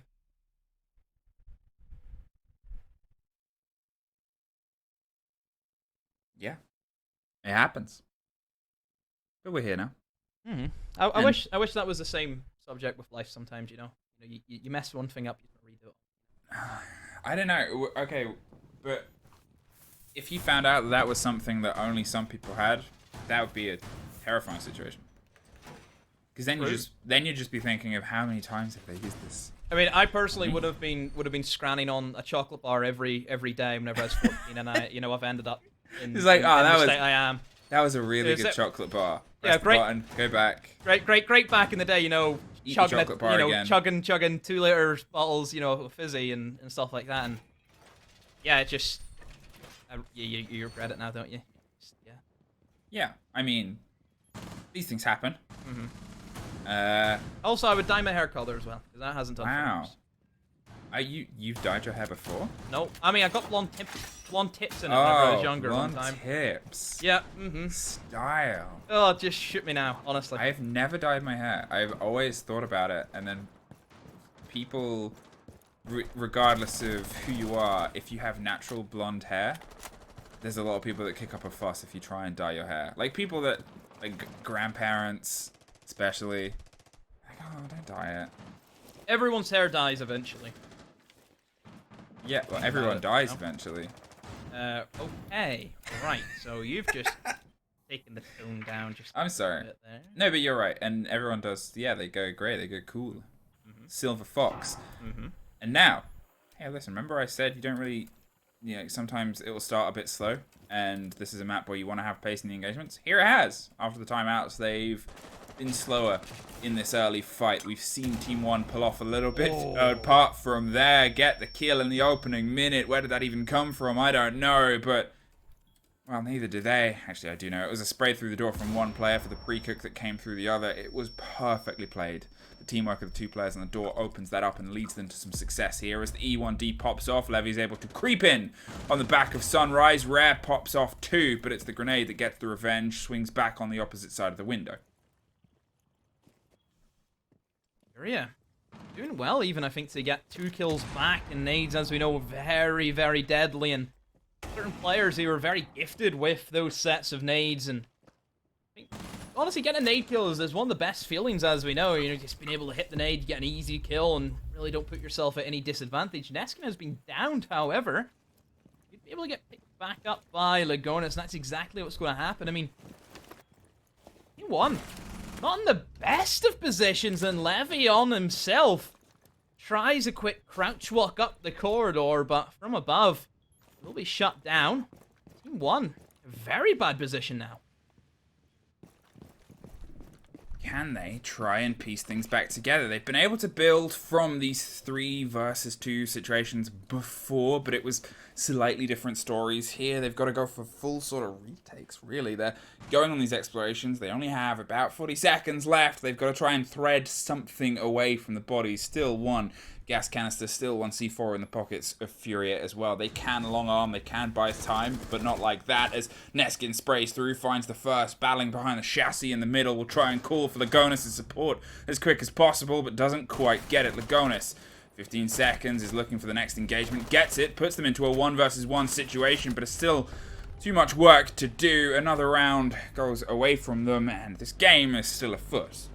Yeah, the trade game, much better from FURIA, and like I said, it was a round that they needed to win. They needed to get this 5-4, and now they can go again and try and equal into a 5-5. Team 1, of course, 1 round away from putting themselves on match point and series point at this stage. So FURIA, kitchen locked out for them. Now we're going to see Blue Bar. Their 3rd bomb site will be chosen. Thinking maybe an Ella could do them well. Ella's shotgun, maybe tucked away in towards Sona behind the bomb chassis, could be a strong one. Put a deployable shield. Instead, they've opted for that Valkyrie. A lot of Valkyrie, it's surprising that we haven't seen maybe an IQ be picked up. I think it's always the discussion with IQ, because she's not that good. And her kit-wise, she's good at finding cameras. Sure, she's good at getting that intel, sure, but what we're seeing here is a lot of internal Valk cams, and what we're seeing is teams being steady and trying to pull them apart. You have to take into consideration not only what you would be getting from the IQ, but mainly what you're taking away from your attacking lineup, which, to be honest, with the necessity of things like Iana, with the necessity of the grenades, they're always sort of bringing the line as well. It really doesn't leave you too many options to what is a cost of... Sure, they're bringing Valk, but we can generally predict where those cameras are going to be. So here we go, Team 1. What are you going to do this round? Alamau on the Twitch. Scary operator. Very good operator, I feel, as well, in the current meta. I think the addition with the smoke grenades that were changed in her kit, very, very strong. Neskin, oh... has to be careful. Fantasy was knocking on his window, and Neskin's very lucky not to lose his life there.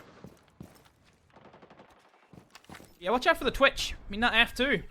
Very, very strong gun in the right hands, and well, I mean, Alamau. How much more right could you get with his mechanical skill? He's trying to be fierce.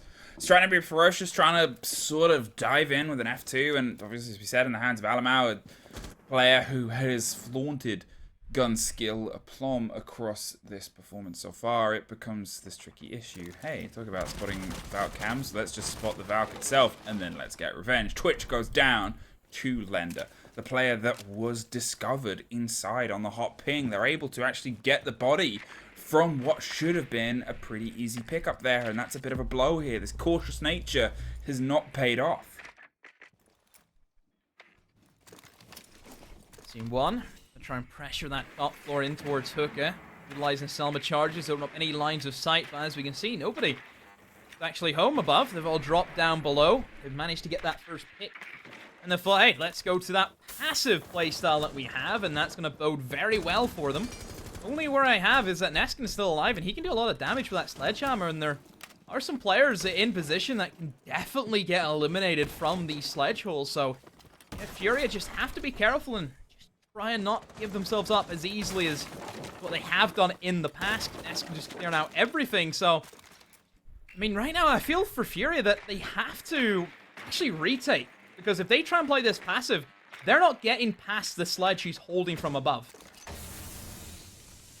Well, as they're sort of trying to find their way in and amongst the smoke with 40 seconds, they're desperately trying to pull something apart, but it goes against them. Able to at least finally find their first on the opposing side, but with 30 seconds, they've got to do a lot more than just that drive through. Yeah, wow is right. KDS finds and buries Fantasy. Miracle with the canister, locks off Lagonis though, and keeps that body balance preciously in the hands and the control of FURIA, who have definitely been able to step up and definitely take control of this trade game. Less than 20 seconds and another canister pops to make it less than 5 if you want to come in via that route. There is more just throwing explosives, trying to keep the long arm, and the cover comes through. The E1D pops off yet again. No response, a result that comes through otherwise from it. There is the attempt on the plant. There is the pickup of the last. Miracle with the double. And FURIA keep this game going. Massive C4, I feel, to eliminate the sledge. That was big for FURIA, and being able to double up, swing on the man inside of Sunrise Bar was really, really great. And I think you have to also add in the denial from the smoke, being able to deny the initial defuse carrier as he tried to move in the first time and got killed by the smoke. Yeah, FURIA just playing to their advantages. That first pick helped them out a lot. Team 1, they've dropped 2 rounds, and we go even. 5-5. Anyone's game right now. It's that. It's anyone's game. We're so close to the end of the wire. We're so close to the sort of big confrontation, the big possibility of them having this reach and this stretch all the way through, and you're sort of seeing FURIA have that timeout. We talked about it before. They've been able to build themselves in on some memento.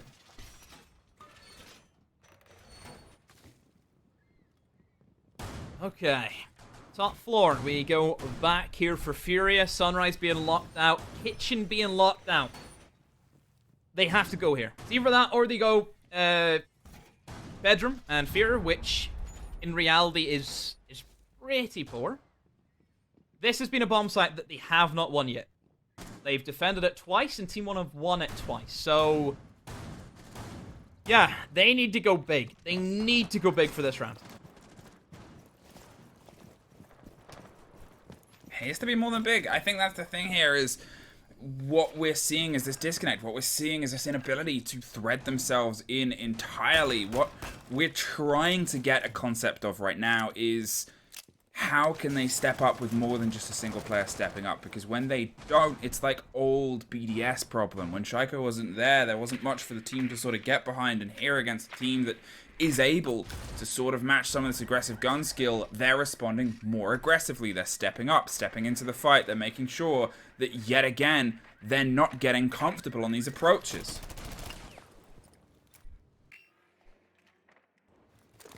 Yes, a lot of damage. Cooks an aid now, being able to toss that out and land anything. No, and look at the aggression from FURIA. They want to try and get in the faces of Team 1. They do not want to let them dictate the pace of this round. A triple. I don't know what this is. A rotate, a flank, whatever it is. Free man running straight through Office, and Miracle has found another smoke kill on top of a kill he already had previously. A quick rush tried to win from Team 1, but it has failed miserably. Team 1, they've just tried to go for something fast, probably thinking, hey, they have a lot of people off site. Let's try and rush in, but oh no, you have a Miracle to go through. Wow, it's still trying to find that thread there. FURIA, they've been able to drive themselves into these mantles of control. They've been able to take these early bodies and get a bit of punishment, but behind that, it's still getting that final lockdown. It's still getting that final bout, that taste of control, and from that point onwards, I guess being able to make something connect, because the caution that they applied very early on was a bit of a problem for them. In Oregon, it was something that they definitely did not have a problem with on the second map, and here, yet again, they've been able to at least drive themselves in, but one more round separates them from being able to put map point. One more round separates them from taking the mantle of control here. Another land charge will go off. Neskin looking for the quick aggressive peek, but no, Rare hops on over and eliminates him, and down goes Levy. Furia push it to series point. 6-5 on Coastline. They were 5-3 down before we had the rehost, and now they've came back and they're 6-5 up. What a pullback from Furia. One more round, Furia. You find yourself set up in the mantle of the finals. Team 1, they were one of those teams that we expected to be able to put a big mark, especially with the performances that they've put up so far, but it takes all 5 of them to show up, and they definitely have. They've stepped in to the aggression. They've stepped back up after losing those. The rehost has brought them this conversation of success, and since then, we've just seen the energy of Team 1 disappear. They haven't quite been able to find themselves in the mantle of pressure. However, now is the most pressure that they'll be able to build behind. Now is the moment that they can try and get that much of a thread, and I guess let's see if they have this one final bout of difference, one final swing, one final pressure cooker to turn them into a bit of glory. It only takes one round for a big player to pop off, and there's a couple on their roster. Kitchen, here we go. This has been a bomb site that Team 1 certainly struggled with. Furia not afraid to really get in their faces. They're winning the gunfights, which I think is the big difference. You know, Team 1 really struggling to get anything. You know, we're sitting with 2 players, Alamau and Levy, struggling since the break to really come back and get those kills. Even Lagonis, only 1 kill. KDS has been really the only star for them right now. I think that's also the sort of thread here, is finding momentum when things have been taken away from you, and getting that sort of idea together is always a bit of a cost. Look at that fight, the old-fashioned drone hole peek. I mean, they're trying it. They're really trying to destabilize this approach from Team 1. Take the stabilizers off, push the bike over, and they won't be able to get into the fight, is the intention. And to be fair, it's working well on a map that is so thin. Why not make it even thinner? Why not play to this advantage? Push back against this approach and make them uncomfortable outside. Furia have spread themselves out extremely thin. We've got a player upstairs in Fear. We've got some players in Sunrise. One guy inside security. We've got, you know, obviously Lendy here running around in the reception. All over the place. Really scattered. So, I mean, Team 1, really any avenue they go to, and Levy, that should be an easy double kill, and yes, it will be. Massive play. And honestly, a big, big blunder from Furia, let's be honest. Well, now it's a little bit of momentum here. This is what I talked about. You want that pressure cooker environment. You want these players to be able to step into success when otherwise they haven't been able to get that connection at all. And, well, if any player is going to get off the mark, it may as well be one of those that hadn't otherwise. Levy gets his opening 2 for here. It's 2 important takes. Lender and Heiser are off the board, but you've still got this fragging 3 that has driven them so far. They still have some positioning. It's down to Team 1 to try and isolate a little bit more here. Try and push back and claw their way through onto this spray and this spread. Miracle drifting further away from the door, sees the first fight, puts some bullets in, but caught in a tight corner, sprays back, reverses it, and drops out of there. The E1D pops off. The canister's going to buy them nothing. Shot before it can pop off, and they are entirely being battled back. The other 2 players are isolated, stuck on the far side. Miracle is doing everything he can to stick in, but a triple leads Levy to a little bit more pressure. Alamo is able to find his first since the rehost 2. Fantasy is isolated alone, not for very long. We are going to OT. Overtime, here we go. Team 1, step up to the mark. They break that bad streak of rounds being lost, and yeah, a big one being won over by Team 1. Overtime, here we go. Guaranteed at least 2 rounds, if not 3. I think this map deserves at least 15 rounds. It has been a great series, and I have no idea how to call this one, Fluke.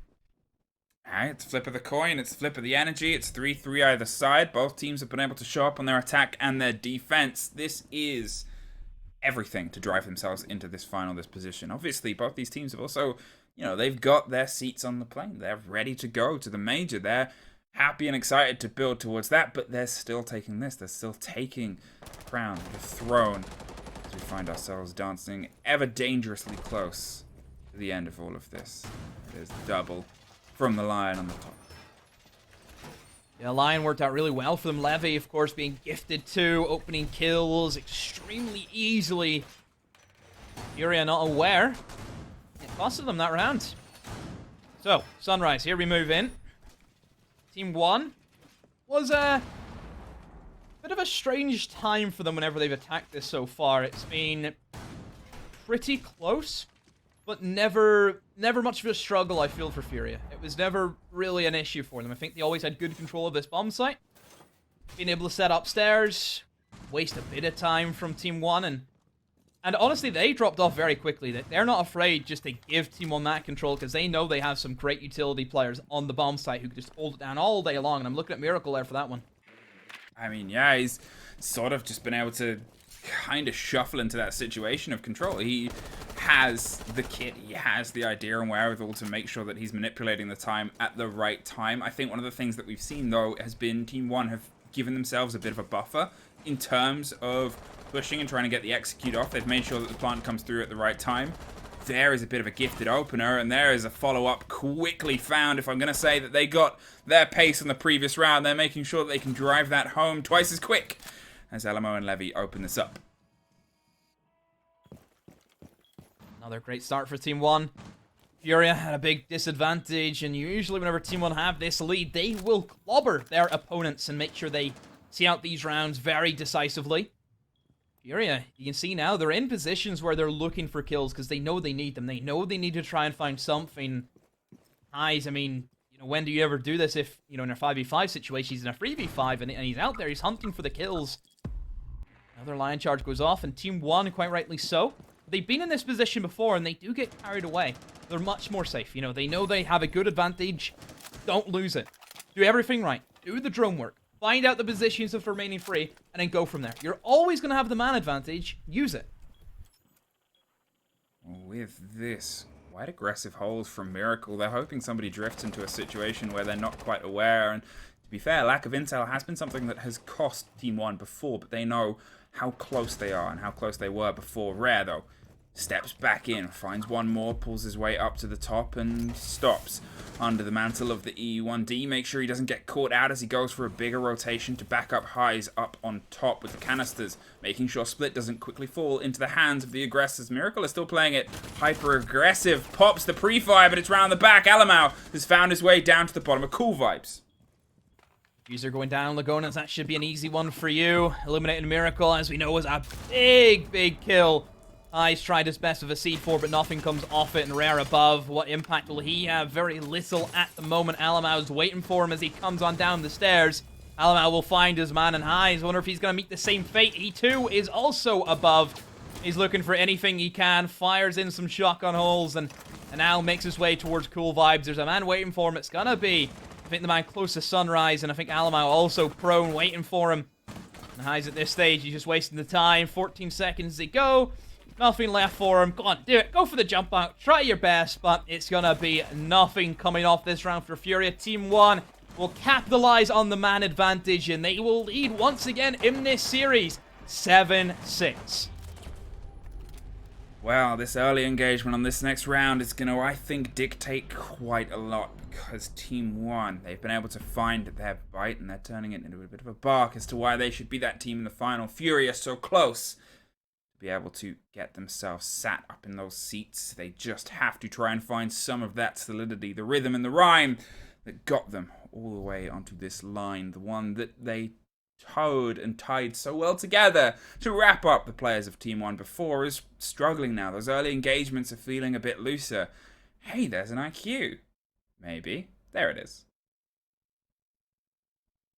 Yeah, it's an operator that I was curious about. That, you know, why weren't we seeing an IQ whenever there's been quite a lot of Valkyrie being played? And is this a case of too little too late? I mean, I don't think it is. I mean, it's 7-6. You know, it's like as if it was any other round, really, for FURIA at this stage. So, see if this pays off for them, which it should. I think they'll be able to get rid of the utility and then go from there. Will be a top floor attack for them. See how Team 1 want to go. Team 1, 4 C4s. Very, very heavy on that operator. And I assume they're bringing heavy C4s because they're not bringing a smoke. I think that they've sort of been long-arming some of their holds before as well, but it gives them, in a weird way, a little bit more of that mobility. They like to sort of play themselves, not caution-free, but more caution to the wind. They like to set themselves up in these situations where they can, I guess, be a little bit more manipulative in terms of where they're able to put the damage in, and the play with the smoke, the play with those situations puts them a little bit more stuck in the rafters. They have to play set holds, set locations to have the same potential success. So here, as you can see, look, they've set themselves up with so many different angles. They're looking for that early pick. They know, as I said before, how important that entry is going to be for them.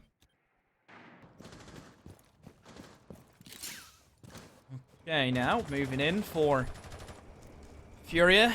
They're going to set up. Rare, just patrolling that rooftop. As we know, the one thing about Coastline is that rooftop can cut off a lot of different rotations. The defenders always have to be wary that anyone could be up there at any given time. FURIA, perhaps looking for a challenge into this interesting hold that, you know, a lot of these vertical, or not vertical, these horizontal angles being opened up. A lot of openings in these walls, and in Fantasy, he's a bit of a tricky scenario. If Neskin wants to go for a swing, perhaps catch him out, but doesn't want to go for it. Wants to play a little bit more safe, a little bit more passive, which, hey, fair enough. If Team 1 want to take a little bit more slow, then sure, go for it. I think this is always that bit of a concern with FURIA as well, is sometimes when we've seen them be a bit too slow, they try and make everything force and work in the dying throes of a round, and if one thing falls away from them, a la one of the 4C4s, and it becomes a very big problem. Wow. But a la, there is Fantasy and KDS quick with the response. The trades come through, and we get to see things sort of liaise in a slightly different manner. It's a good trade, though. Eliminating Fantasy, utility gone, and we know Sophia, those concussions and, of course, the impacts are very, very vital. That's a big kill for Rare. Eliminates Alamau, a C4 gone. It does take a lot of damage, but still, I mean, a good position. A lot of pressure, I feel, is going to fall on the Gonus' shoulders. He did have a bit of a fumble the last time he was holding on to that Billard's run-in. Make sure he capitalizes on the mistakes that he made. Try and rectify them. Let's see how it moves into 30 seconds to go. FURIA are spread out, and this has to be a strong execution. As we know, Team 1, they have the kills to make up for it. They're still trying to find a bit of that intel on the inside. The spray comes round from the backside. They've been forced out of the quad wall, and Lagonas puts the balance back into a 3 versus 3. Almost caught for the trouble, but look at the timer. Look how little amount of time they have to work with. They said this was going to potentially be the big worry and the woe of this moment, as they're able to just focus themselves through. They get one more. It's the spray up the back stairs. Doesn't quite connect, and it's Team 1 that end up taking it all. Team 1 able to squeak past FURIA. 8-6, a hard-fought victory indeed for Team 1. They push themselves into that grand final where they will face either NIP or Team Liquid, but still FURIA, what a performance they have put on for us today. That was almost there for them. Definitely I could have seen FURIA take a win today. It's tough because the first time that we had a full true test of both these teams was that final game, was that final map, was the fact that we saw it drive to OT. We got the explanation of what happens when we start to see both these teams drive in and step up, and they kept on sort of stepping into each other. It was just at that final moment. It was. I think Team 1, it was a victory that, you know, obviously we expected. I thought Team 1 coming into this, they looked like the stronger team on paper, of course, and with the current form that they're under.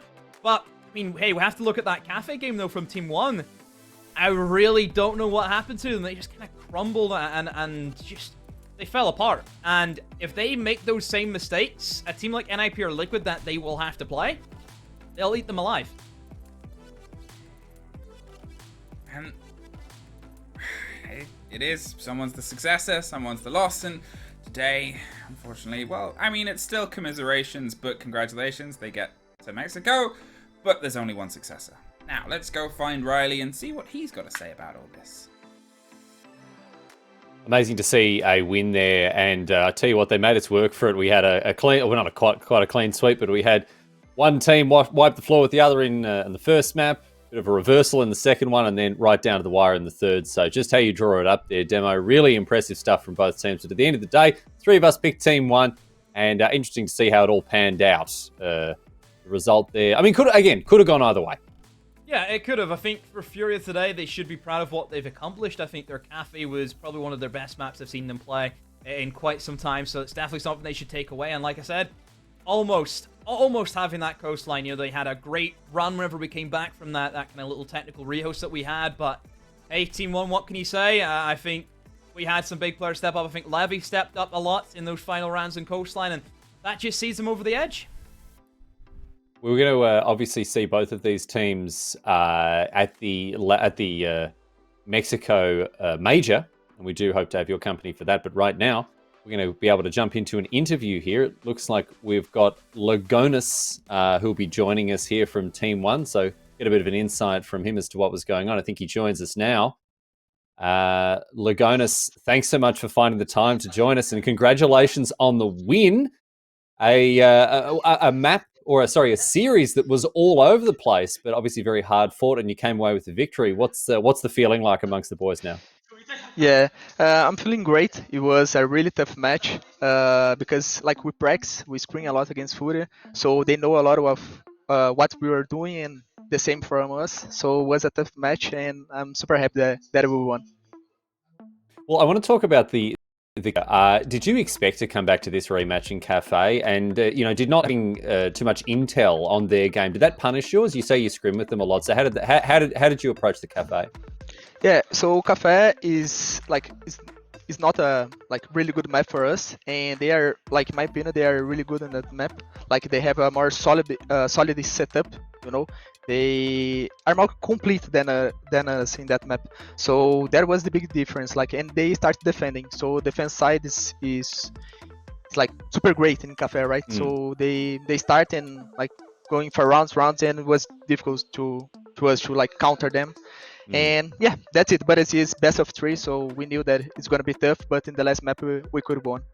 I mean, you dug so hard, obviously, in Coastline there to get across the line. But let's go back to Oregon, because, I mean, it's your most played map by a country mile here. What is it about Oregon that really resonates with your team? Why is it such a popular map for you? Yes, so Oregon, it was like in this team, was like the map that we most practice in the start of the team. Like the team has only 5 months, so we live a lot on that match, on that map. So we have passed through too many situations, and we know like almost everything from the map. So if we have a surprise, that will be like strange. So that's why we pick a lot of this map. And against FURIA, it was a good choice because it's not a really good map from them. Yeah, I mean, it worked out marvelously, obviously, in the first map. A really convincing performance before they sort of rocked the boat there. But again, got across the line, and now I'm sure your sights turn not only to the Mexico Major in the longer term, but in the short term to the grand final. You'll either be playing against Ninjas in Pajamas or Team Liquid. It's going to be a tough matchup either way. Who are you hoping to face in the grand final? Yeah, who I'm hoping to face in the final? I think Liquid. I want to play against Liquid because we lost in the last Elite 6 Cup against them. So we're going to get our revenge because like it was 6-2 for them in Chalet in the third map, and we lost like a comeback from them. So we need to get that revenge in today's final. All right, excellent. That's a bit of a motivation for you boys, a bit of a spur to the flank there. Listen, mate, thanks so much for joining us. Congratulations on the win, and we're looking forward to seeing you in the grand final. Thanks a lot. Thanks for the interview, and have a good day. Well, great to hear there from the victorious team, Team 1, I should say. And once again, full credit to Team FURIA. This is a team that have really played their guts out. They've really given a good account of themselves. And let's not forget, Fluke, as you mentioned earlier during the broadcast, they've already booked their tickets to the major. So I don't think the story from the saga of this team is anywhere near over yet. No, that's it. It's both these teams, they're still sort of on that up and up. They're still on the up and coming. It's a region that on the international stage, it felt a bit defined for a while. You sort of knew to see Liquid, you knew to see FaZe, you knew to see NIP. So it's fantastic to see these newer names, and even in the case of Team 1, newer rosters that are able to have so much success. And this is the early days, and they're doing so much with it already. I think they're both going to have really exciting runs in Mexico. That's right, and even if the apple cart isn't being upset by these teams, it's certainly being expanded. We're seeing more apples than ever from the LATAM region. This is a region that really has shown its dominance in recent times, and it's unsurprising with teams of such enormous skill and the caliber of these teams really showing through here. Anyway, right now we're going to take a quick break. We've got our second semi-final coming your way, and if you thought it couldn't get any better, my friends, well, coming up very shortly indeed, Ninjas in Pajamas facing off against Team Liquid for the final slot in that grand final. You're not going to want to miss it, my friends. It is must-see Siege. It's coming your way very shortly. We'll be back with more coverage after this.